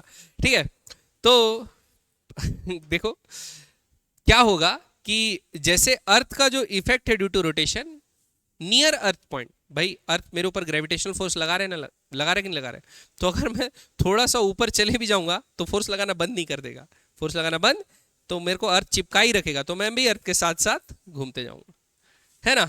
तो मैं 15-20 मिनट ऊपर लेटा रहा और उसके बाद नीचे आया, वही पॉइंट में आ गया मैं जहां से उठा था, तो मेरा ट्रैवलिंग क्या हो गया, वेस्ट हो गया। ऐसा नहीं कि मैं ऊपर कूदा जोर से और उसके बाद अर्थ घूम गया, मैं अमेरिका में आ गया, ऐसा तो नहीं है, ठीक है। चलिए ये समझ में आया कि नहीं बच्चों। तो क्या है, effect due to rotation of earth is negligible. Earth के रोटेशन के कारण ना ही कोई एक्सेलरेशन मिलता है, क्योंकि आप जानते हैं कोई चीज अगर रोटेट हो रही है और ऑब्जेक्ट उसके पास है तो उसको एक सेंट्रीपिटल फोर्स, सेंट्रीफ्यूगल फोर्स लगता है, अपन छोटी क्लासेस पढ़े ना, तो वो भी कुछ इफेक्ट नहीं हो रहा, नेग्लिजिबल है। रोटेशन के कारण इफेक्ट क्या है, अर्थ स्टेशनरी है, जमीन जो है वो रुकी हुई है। बात समझ आ रही है। अब जैसे यहां से यहां फेंकूंगा तो हो सकता है अर्थ कुछ रोटेट करे, लेकिन वो नेग्लिजिबल है। आ रही बात समझ में, पक्का क्लियर। फिर for all the points of the trajectory the acceleration due to gravity is constant in magnitude and direction, कि थ्रू आउट मोशन, जो प्रोजेक्टाइल मोशन हो रहा है उसमें ना ही जी का वैल्यू चेंज हो रहा है ना ही जी का मैग्नीट्यूड चेंज हो रहा है। तो अगर हम लोग बहुत ऊपर भी प्रोजेक्टाइल फेंक लेंगे 200 500 600 किलोमीटर ऊपर, तो भी तो जी का वैल्यू चेंज हो जाता है। जैसे जैसे अर्थ से जो दूर जा रहे हैं जी का वैल्यू क्या होता है, कम। तो हम लोग को नियर अर्थ सरफेस मानना है। आ रही बात समझ में। तो हमारा जो ये चौथा एजम्पशन है, समझ में आया बच्चों, 4 एजम्पशन। तो एजम्पशन सारे एक ही चीज के लिए, हमारा जो जी है वो कांस्टेंट है, तो सारे एजम्पशन उसी चीज के लिए लगभग। बात समझ में आई कि नहीं आई, पक्का। तो हम लोग का जमीन फ्लैट होगा हमेशा, एक्सेलरेशन ड्यू टू ग्रेविटी हमेशा डाउनवर्ड होगा, और कोई दूसरा एक्सेलरेशन लग रहा नहीं होगा। हाँ स्पेशल केस में लगेगा, लेकिन हॉरिजॉन्टल डायरेक्शन में कोई एक्सेलरेशन नहीं होगा। ऐसे मोशन को हम लोग बोलेंगे प्रोजेक्टाइल मोशन। ठीक है, बढ़े आगे बच्चों, पक्का यहाँ तक क्लियर है।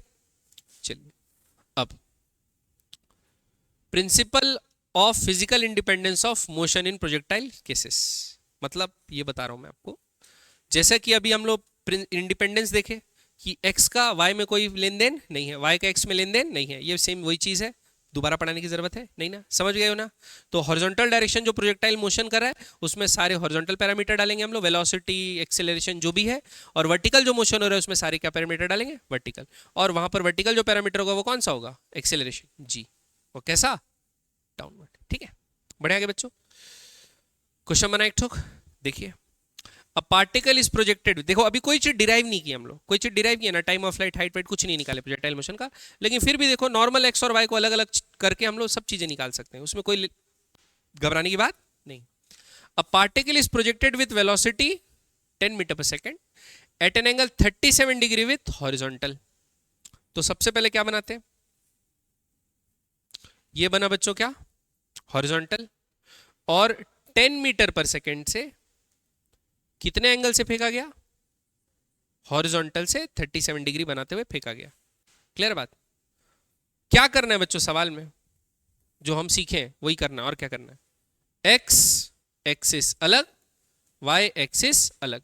लेकिन अभी तो ये एंगल बनाते हुए दे दिया है, तो एंगल बनाते हुए दे दिया तो हमको क्या करना है, रिजॉल्व कर लेना है। क्या कर लेना है बच्चों, रिजॉल्व। इसलिए रेजोल्यूशन आना ही आना है। अभी तो ये नॉर्मल हॉरिजॉन्टल वर्टिकल रिजोल्यूशन करो, इंक्लाइंड प्लेन से कुछ एंगल बनाते हुए फेंकेंगे तो along the inclined plane, across the inclined plane भी अपने को क्या करना पड़ सकता है, रेजोल्यूशन करना पड़ सकता है। तो रेजोल्यूशन आपका स्ट्रांग होना चाहिए, वेक्टर का रेजोल्यूशन स्ट्रांग। देखो ये 10 आ गया, तो इसके दो कॉम्पोनेंट करते हैं, ये वाला कितना होगा 10 cos 37, और ये वाला क्या होगा बच्चों 10 sin 37 होगा। तो यहां लिखते हैं इनिशियल वेलोसिटी x में और y में, x में कितनी 10 cos 37, cos 37 होता है 4/5, तो कितना आ जाएगा 8 मीटर पर सेकेंड। ठीक, y डायरेक्शन में वेलोसिटी क्या है 10 sin 37, sin 37 होता है 3/5, तो कितना आ जाएगा 6 मीटर पर सेकेंड। ठीक, अगला इंपॉर्टेंट चीज लिख लेते हैं क्या, एक्सेलरेशन। एक्सेलरेशन x में क्या होगा, धरती हॉरिजॉन्टल डायरेक्शन में फोर्स लगाती है क्या, प्रोजेक्टाइल मोशन में एक्सेलरेशन, अनलेस कि अंटिल गिवन नहीं है, कुछ ऐसा सिचुएशन ही दे दिया आपको, बोला मास की जगह चार्ज फेंक रहे हो और हॉरिजॉन्टल डायरेक्शन में इलेक्ट्रिक फील्ड लगा के रखे हैं, तब हॉरिजॉन्टल एक्सेलरेशन आएगा। लेकिन ऐसा कुछ स्पेशल केस नहीं दिया है, तो एयर रेजिस्टेंस को तो नेग्लेक्ट करना है, हॉरिजॉन्टल डायरेक्शन में कोई एक्सेलरेशन नहीं होगा। बात समझ में आई कि नहीं है। वर्टिकल डायरेक्शन में होगा बच्चों, है दिया है नहीं दिया है, हमेशा कितना होगा जी, कैसा डाउनवर्ड। बात समझ में आएगी नहीं? जी कैसा? डाउनवर्ड, हमेशा डाउनवर्ड लेना है, ठीक है। फिर हमको निकालना है फाइंड वेलोसिटी आफ्टर 1 सेकेंड। तो 1 सेकेंड बाद हॉरिजॉन्टल भी निकालना है और वर्टिकल भी निकालना है। हॉरिजॉन्टल वेलोसिटी कैसे निकलेगी? एक्सेलरेशन कितना है तो हॉरिजॉन्टल वेलोसिटी कितनी होगी? 8 मीटर, जीरो नहीं बेटा 8 मीटर पर सेकंड होगी, कांस्टेंट होगी। क्या होगी? कांस्टेंट, चेंज नहीं होगी ना, एक्सेलरेशन जीरो है। तो हॉरिजॉन्टल डायरेक्शन की वेलोसिटी फेंकते समय जो थी, हर स्टेज में, किसी भी स्टेज में, सपोज ये इसका पाथ है, ये ऐसे जा रहा है, ये ऐसे जा रहा है, कोई भी पॉइंट ले लो आप, यहां ले लो, यहां ले लो, यहां ले लो, या गिरते समय ले लो, सब जगह वेलोसिटी क्या रहेगी? Horizontal 8 metre per second. Horizontal velocity acceleration नहीं है तो कोई फर्क ना, उसको कोई स्लो करने वाला है ना कोई इसको तेज करने वाला है, तो 8 का 8 रहेगा, गिरते तक 8 रहेगा। बात समझ में आएगी नहीं? वर्टिकल वेलोसिटी की बात करते हैं। वर्टिकल वेलोसिटी चेंज होगी कि नहीं होगी बच्चों? होगी, क्योंकि एक्सेलरेशन है। तो इनिशियल वेलोसिटी कहां थी? अपवर्ड की डाउनवर्ड? अपवर्ड। अपवर्ड को ले लेते पॉजिटिव, डाउनवर्ड को क्या ले लेते? नेगेटिव। तो जी को नेगेटिव लेंगे, यू को 1 सेकंड बाद देखते हैं। तो वी वाई बराबर क्या रहेगा बच्चों? U y minus 10 into t. T क्या लेना है बच्चों? 1 सेकंड लेना है। तो ये कितना आ जाएगा? वी वाई बराबर 6 माइनस 10 कितना होगा? -4 मीटर पर सेकंड। आ रही बात समझ में? -4 मतलब डाउनवर्ड। तो ऑब्जेक्ट यहां कहीं होगा बच्चों, शायद इधर 8 और इधर 4। तो जब नीचे आते समय होगा ना ऐसा, इधर 8 और इधर 4। बात समझ में आई कि नहीं आई? पक्का? तभी तो जब इसका वेक्टर करेंगे तो ये इधर आएगा। क्लियर? बात समझ में? तो ये -4 नीचे और 8 आगे। क्लियर है बच्चों? ऊपर से तो नहीं जा रहा। तो velocity of particle after 1 second. Angle between initial velocity and the velocity after 1 second. Angle between initial velocity and final velocity, इन्हें 1 सेकेंड पे जो वेलोसिटी है, तो लिखते हैं, दोनों लिखते हैं। तो देखो, इनिशियल वेलोसिटी कैसे लिख सकता हूं बच्चों? एक्स में कितनी थी? 8, वाई में कितनी थी? 6। अपवर्ड, अपवर्ड और आगे क्या लिखूंगा? 8i plus 6j। समझ में आया बात? 1 सेकेंड बाद क्या वेलोसिटी हो गई? एक्स में तो उतनी है, कितनी? 8i। वाई में कितनी हो गई?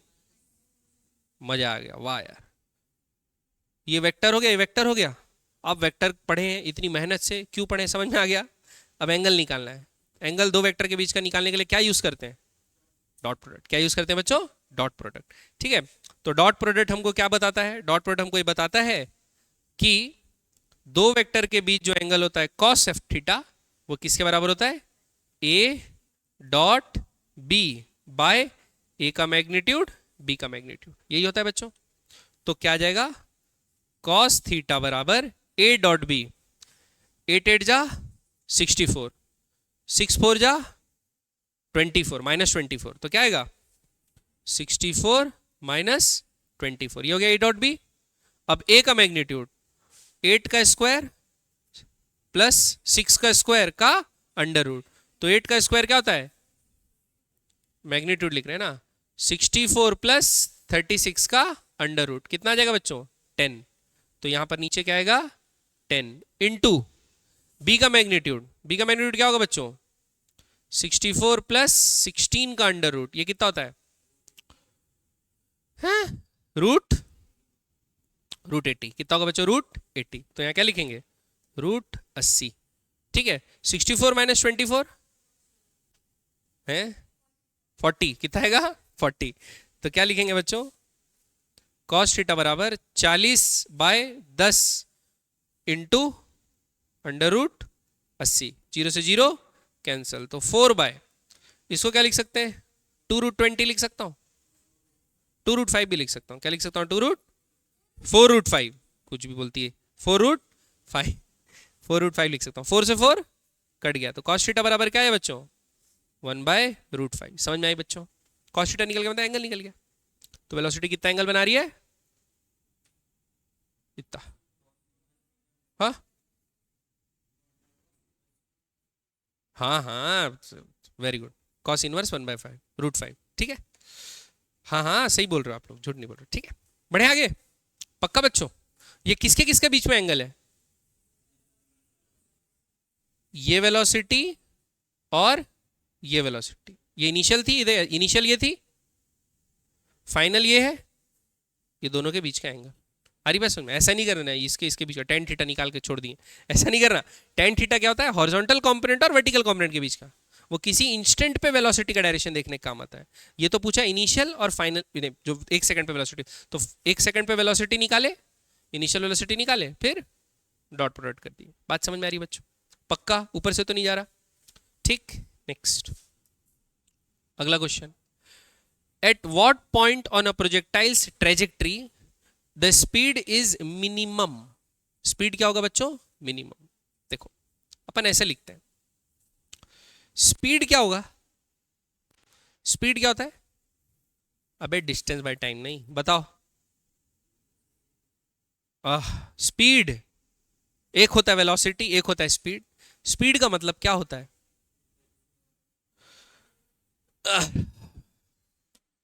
क्या होता है? वेलोसिटी का, थैंक यू यार, एक बच्चा पढ़ रहा है ना। स्पीड क्या होता है? वेलोसिटी का मैग्नीट्यूड। अब जैसे सपोज हम लोग मूव कर रहे हैं, तो एक हॉरिजॉन्टल वेलोसिटी होगा और एक वर्टिकल वेलोसिटी होगा। तो हम लोग किसी भी टी टाइम पे अगर स्पीड निकालें तो क्या करेंगे? हॉरिजॉन्टल वेलोसिटी का स्क्वायर प्लस वर्टिकल वेलोसिटी का स्क्वायर का अंडर रूट। बात समझ में आ रही कि नहीं आ रही? अब इसका मिनिमम वैल्यू बताना है। क्या बताना है इसका? Minimum value. ये चेंज होता है क्या कभी? हॉरिजॉन्टल वेलोसिटी कभी चेंज होता है? तो ये तो ना जीरो होगा ना कुछ होगा, ये तो रहेगा ही। ये चेंज होता है? होता है ना। तो ये फेंकते समय कुछ रहता है, तो ऑब्जेक्ट ऊपर जाता है, जाता जाता है, ये समय के साथ क्या होता है? कम होता है। कम होने के बाद फिर वापस डाउनवर्ड डायरेक्शन में बढ़ने लगता है। तो ये जब जीरो होगा तब ये मिनिमम आएगा कि नहीं आएगा? अगर ये जीरो हो गया, भाई इसका वैल्यू कुछ भी आए, स्क्वायर करेंगे तो फिर एडिच होना है, तो फिर बड़ा ही वैल्यू आएगा। तो ये जब जीरो आ जाएगा तब क्या होगा? मिनिमम। अब बताओ वर्टिकल वेलोसिटी जीरो कब होता है? हाईएस्ट पॉइंट पे। कहां पे बच्चों? अपने हाईएस्ट पॉइंट पे। तो सपोज अगर आप एक पत्थर फेंके हो ऐसा, तो जब वो अपने हाईएस्ट पॉइंट पे होगा, एच पे, जमीन से, तो उस वक्त उसकी जो वेलोसिटी होगी वो खाली कौन सी होगी बच्चों? हॉरिजॉन्टल। वर्टिकल वेलोसिटी क्या होगी? जीरो, हाईएस्ट पॉइंट पे। तभी तो वो और ऊपर नहीं जा रहा है। और वाई और एक्स तो इंडिपेंडेंट मोशन से। आ रही बात समझ में? तो जब एट हाईएस्ट पॉइंट, क्या लिखेंगे बच्चों? At highest point v y बराबर जीरो, तो जो स्पीड होगी मिनिमम होगी, जो किसके बराबर होगी? हॉरिजॉन्टल कंपोनेंट के बराबर। जो हॉरिजॉन्टल कंपोनेंट होगा वही स्पीड होगी। फिर आ रही बात समझ में? जैसे पिछले केस में हाईएस्ट पॉइंट पे हॉरिजॉन्टल डायरेक्शन 8 होगा, वो चेंज नहीं हो रहा है, वर्टिकल 0 हो गया 8। बात समझ में? पक्का? क्लियर है कि नहीं है? और पूछ रहा है, बताओ थीटा विथ हॉरिजॉन्टल कितना बनाएगी उस वेलोसिटी? 0 हॉरिजॉन्टल के साथ, वर्टिकल साथ 90 बना रही है, हॉरिजॉन्टल के साथ कितना एंगल बना रही है? 0 बना रही है। वेलोसिटी हॉरिजॉन्टल है। बात समझ में आएगी नहीं? पक्का? तो आपको ये पूछा कि मिनिमम स्पीड कब गेन करता है ऑब्जेक्ट, तो आप क्या बोलोगे? जब वो अपने हाईएस्ट पॉइंट पर रहता है। बात समझ में आई? हॉरिजॉन्टल को तो कोई फर्क नहीं पड़ा, लेकिन वर्टिकल क्या हो जा रही है? 0। ये बात समझ में आएगी नहीं बच्चों? आगे बढ़े, आप काबू करो अपने आप को, ठीक है? चलिए अगला सवाल बनते हैं। अच्छा,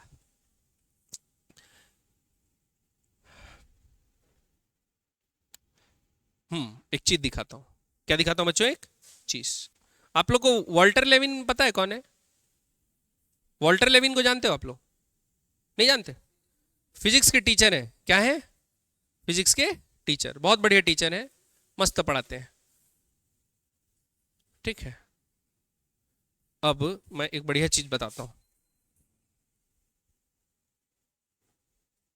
अब मैं वो एक्सपेरिमेंट तो करा नहीं सकता, मेरे पास क्या है? पैसे नहीं है ना। सर ने कराया है। कहाँ गए सर? हाँ ये 40 वीडियोस। अरे भाई हमको नहीं देना है, ये स्किप करो। हाँ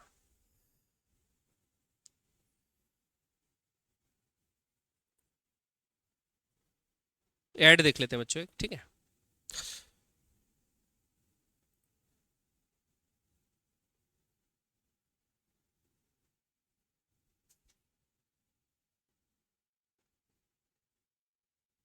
हम्म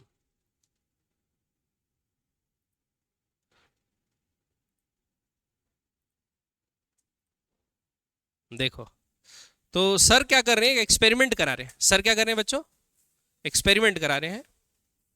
वो एक्सपेरिमेंट क्या का है, जो अभी हम लोग सवाल जो दिया है क्वेश्चन में उसी को डिस्कस करेंगे, है ना।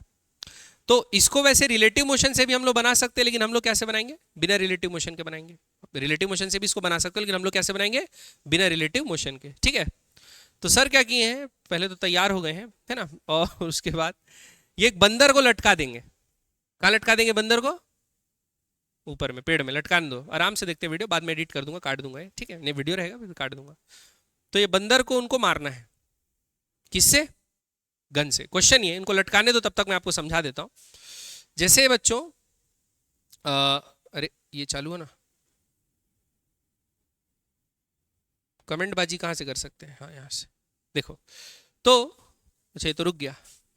तो वो क्या करेंगे बच्चों, एक जगह में ऐसे बंदर को लटका देंगे। क्या को लटका देंगे, बंदर को लटका देंगे, ठीक। और उसके बाद क्या रखेंगे, यहां पर एक गनमैन रहेगा। क्या रहेगा बच्चों, एक गनमैन जो राइफल होल्ड करके रखा है, ठीक। अब गनमैन को इस बंदर को मारना है। 2D मोशन हो रहा है ना, बुलेट और बंदर 2D मोशन हो रहा है। क्या मोशन हो रहा है, 2D मोशन हो रहा है, ठीक है। अब बंदर को मारना है, तो ये गनमैन क्या करेगा, अपना जो लाइन ऑफ साइट है, क्या है बच्चों, लाइन ऑफ साइट है, वो ऐसा सेट करेगा कि बंदर के तरफ एम्ड हो। बंदर को मारना है तो गन कैसा रहेगा, बंदर के तरफ एंड रहेगा। अब t=0 पे क्या हुआ, अच्छा उधर चल रहा है क्या बंदर का, बंदर मार्ट, एक मिनट इसको पॉज कर देते, ठीक है। तो t=0 पे क्या होगा, t=0 पे, t=0 पे उन्होंने गोली चलाई, तो बुलेट ऐसा चलना चालू करेगी। तो क्या बुलेट स्ट्रेट लाइन मोशन करेगी, बुलेट तो प्रोजेक्टाइल मोशन करेगी। भाई किसी एंगल से अपन वो किए तो बुलेट तो ऐसा प्रोजेक्टाइल मोशन करेगी। लेकिन इनिशियली वो किसके तरफ एम्ड थी, बंदर के तरफ, ठीक। तो जैसी गोली चली, जैसे ही गोली चली, डर के मारे t=0 पे बंदर ने भी क्या किया, ये छोड़ दिया। तो नीचे गोली पार, बच गया बंदर। तो बताओ बंदर बचेगा कि नहीं बचेगा, बंदर को एम करके गोली चला गया, और जैसी गोली चली ट्रिगर दबा और वो डंगाल छोड़ दिया, क्या बंदर बच जाएगा। देखते हैं एक्सपेरिमेंट पे, क्या में देखते हैं एक्सपेरिमेंट। ये प्रॉब्लम समझ में आ गया ना आप लोग को, कि लाइन ऑफ साइट बंदर की तरफ एम करा और गोली क्या कर दिया, चला दिया। और देखते हैं बंदर को लगेगा कि नहीं लगेगा। इसका राज खुलेगा प्रोजेक्टाइल मोशन है ना। चलिए देखते हैं, पहले तो इसको बंद करते हैं, ठीक है। चलिए, बंदर लटक गया है, नहीं फिर लटका रहे हैं सर शायद। चलो देख लेते हैं क्या कर रहे हैं सर। और क्वालिटी पुराने जमाने का है सर, MIT में लेक्चर देते थे सर, तो MIT का है।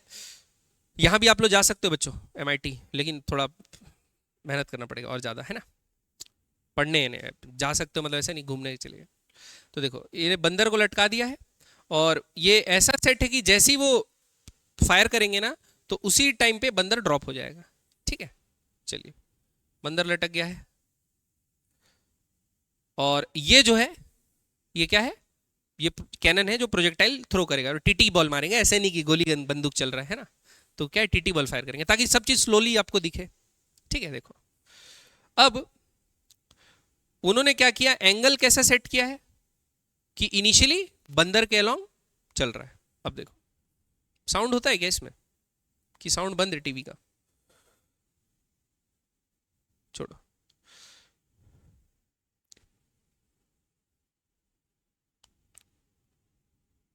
बात करेंगे, बहुत बात करेंगे अभी सर, जैसे घबराओ मत। ये क्या हो गया, हो भी गया ये भाई, ये क्या है देखो। अब वो क्या किए, फायर करेंगे,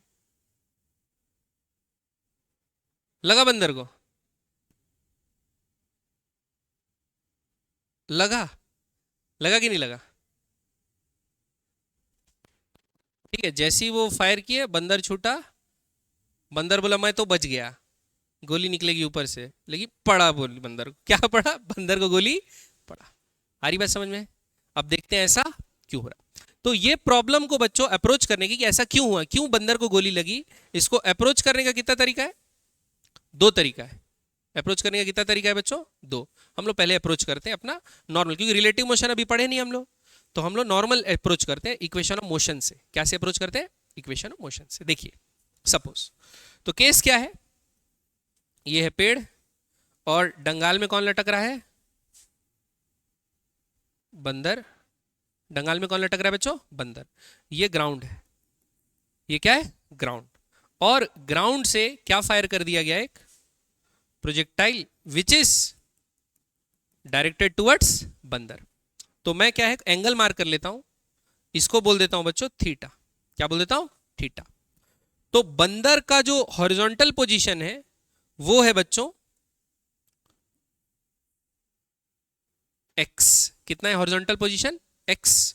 और बंदर का जो वर्टिकल पोजीशन है बच्चों वो है वाई नॉट। क्या है? Y not.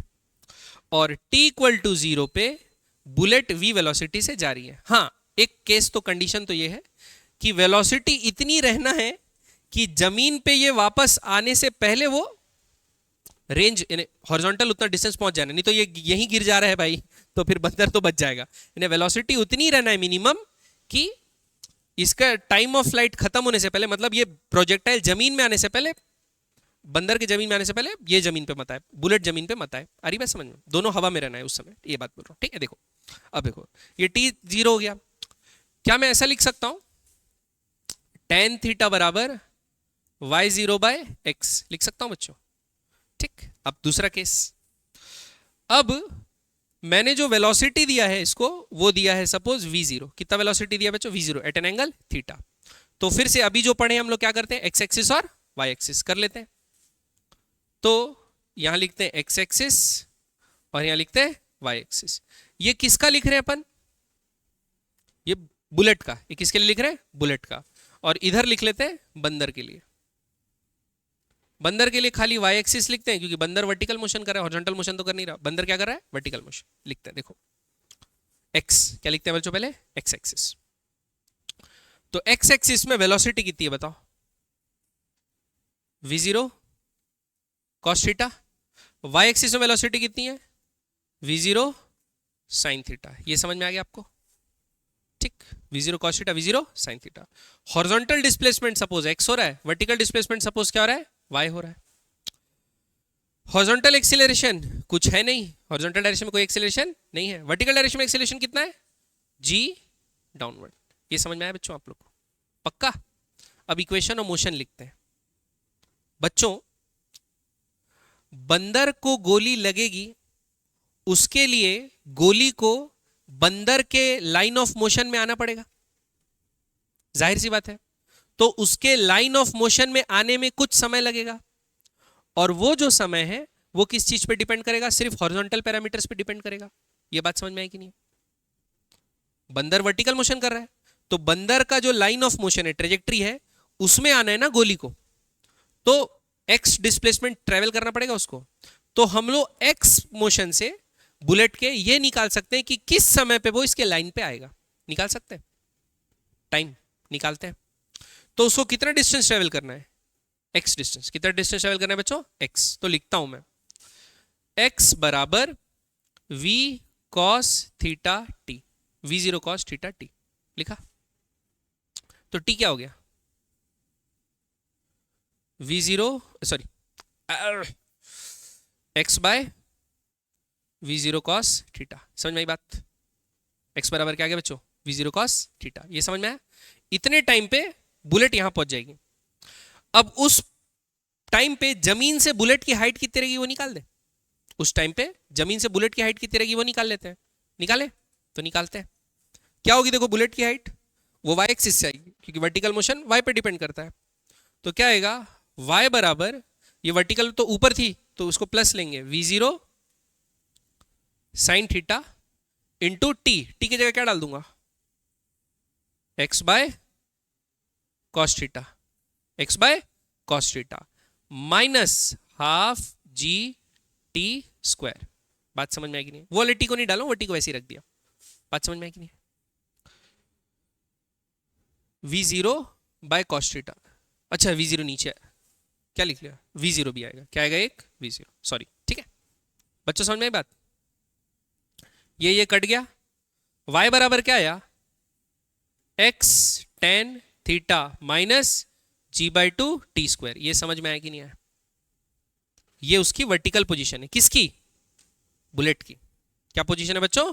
बुलेट की। तो सपोज बुलेट ऐसे ट्रेवल होके आ रही है, तो ये जब बंदर के लाइन में पहुंची है, ये हाइट y दिया है, जो y मैं निकाल रहा हूं बुलेट का, बुलेट के पैरामीटर से, समझ में आया?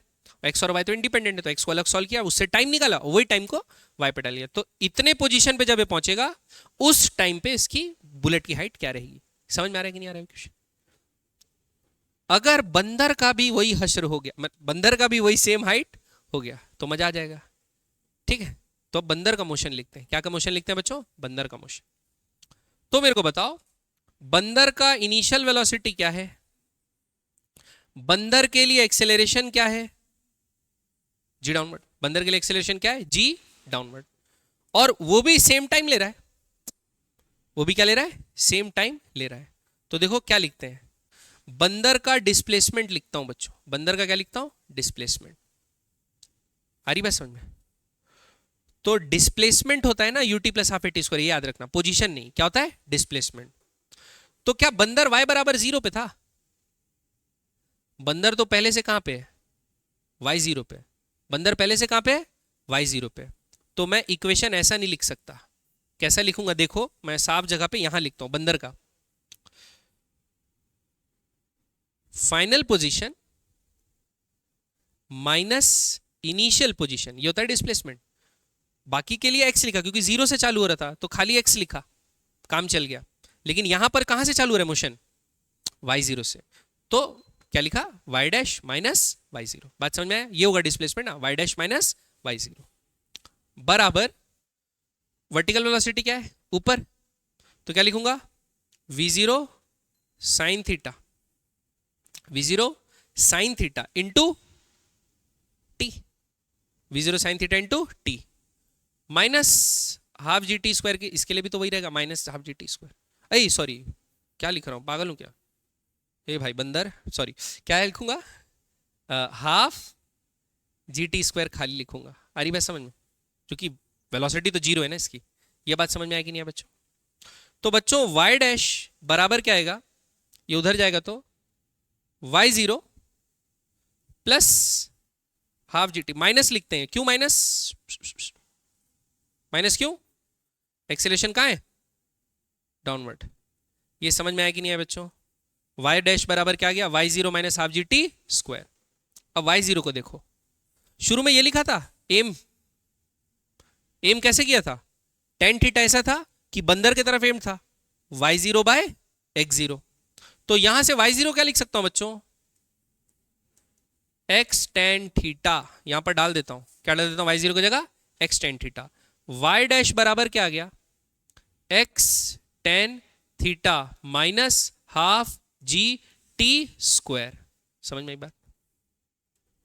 y dash x tan theta, ये और ये क्या है? दोनों x कांस्टेंट है, बंदर का लाइन पे आना है, थीटा एंड थीटा कांस्टेंट है, y0 by x. T time तो दोनों के लिए सेम ले रहे हैं, दोनों का मोशन t इक्वल टू 0 से ही चालू हुआ है, तो दोनों सेम टाइम पे कहां आ रहे हैं? सेम जगह। तो जिस टाइम पे वो बंदर के लाइन पे पहुंची बुलेट, उतने ही टाइम में बंदर भी कहां पहुंच जाएगा? उसी पॉइंट पे पहुंच जा रहा है, तब उसका पोजीशन नहीं आ रहा है। बात समझ में आ रही कि नहीं आ रही? क्लियर है? तो बंदर चाहे सुनते ही छोड़ दे, उसको गोली लगेगा, लगेगा। हाँ, एक केस है बचने का। क्या केस है? बॉल का इतना वेलोसिटी इनफ ना हो, या बुलेट का वेलोसिटी इनफ ना हो कि प्रोजेक्टाइल मोशन पहले ही खत्म हो जा रहा है, मतलब बंदर के लाइन में आने से पहले ही वो ग्राउंड पे आ जा रहा है। बात समझ में आई कि नहीं? पक्का? अगर पहले नीचे आ जा रहा है तो फिर तो बंदर बच गया ना, बंदर बच गया, क्योंकि हाँ लगेगा, नीचे जाके लगेगा, लेकिन धरती फाड़ के थोड़ी दोनों नीचे जा रहे हैं, है ना? तो जमीन में टप्पा खा के रुक जाएंगे, तो बंदर का पैर टूटेगा लेकिन बंदर जिंदा रहेगा। लेकिन ऐसे केस में अगर टाइम ऑफ फ्लाइट इनफ है कि दोनों हवा में ही रहेंगे उस टी टाइम तक, जब वो दोनों सेम टाइम पे सेम जगह आने वाले, उस टाइम तक दोनों हवा पे रहेंगे, तब बंदर को गोली लगेगी, लगेगी। बात समझ में आई कि नहीं आई? इस चीज को रिलेटिव मोशन से फिर मैं एक बार समझाऊंगा जब रिलेटिव मोशन पढ़ाऊंगा। बाकी ये अभी इक्वेशन ऑफ मोशन से समझ में आया कि नहीं आया? और आपका थोड़ा दायरा खुला कि नहीं खुला कि टू डायमेंशन मोशन में हमको सोचना कैसे? ठीक, तो टू डायमेंशन मोशन में एक्स एक्सिस अलग, वाई एक्सिस अलग, एक दूसरे का कोई लेन देन नहीं है। लेन देन सिर्फ किसका है? टाइम। जो टाइम निकलेगा वो टाइम रखा जाएगा, क्योंकि टाइम मोशन क्या हो रहा है? साइमल्टेनियसली, एक साथ हो रहा है। तो जीरो से टी, जीरो से टी, टाइम दोनों में सेम लेना है, चाहे बंदर हो चाहे ये लो। हाँ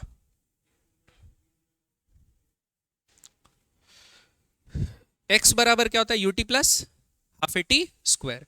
तो u क्या है v cos थीटा, t है half A T square, horizontal direction में एक्सीलरेशन क्या है, तो वाला टर्म लिखा नहीं। बात समझ में क्लियर है बच्चों, ये चीज ऊपर से तो नहीं गया। तो ये था बच्चों आप लोगों का 2 डायमेंशन मोशन, यानी स्टार्टिंग था। अभी इससे रिलेटेड हम लोग और सवाल बनाएंगे, आप लोगों को कुछ होमवर्क भी दूंगा, और इससे ज्यादा पढ़ा है तो आप लोग शायद बेहोश हो जाओ, है ना। तो अपन इसको कल कंटिन्यू करेंगे। यहाँ तक समझ में आया आप लोग को, ऊपर से तो नहीं गया, मजा आया। ठीक, चलिए मिलते हैं बच्चों आप कल, सॉरी अभी बचा है टाइम केमिस्ट्री पढ़ने, ठीक है। अरे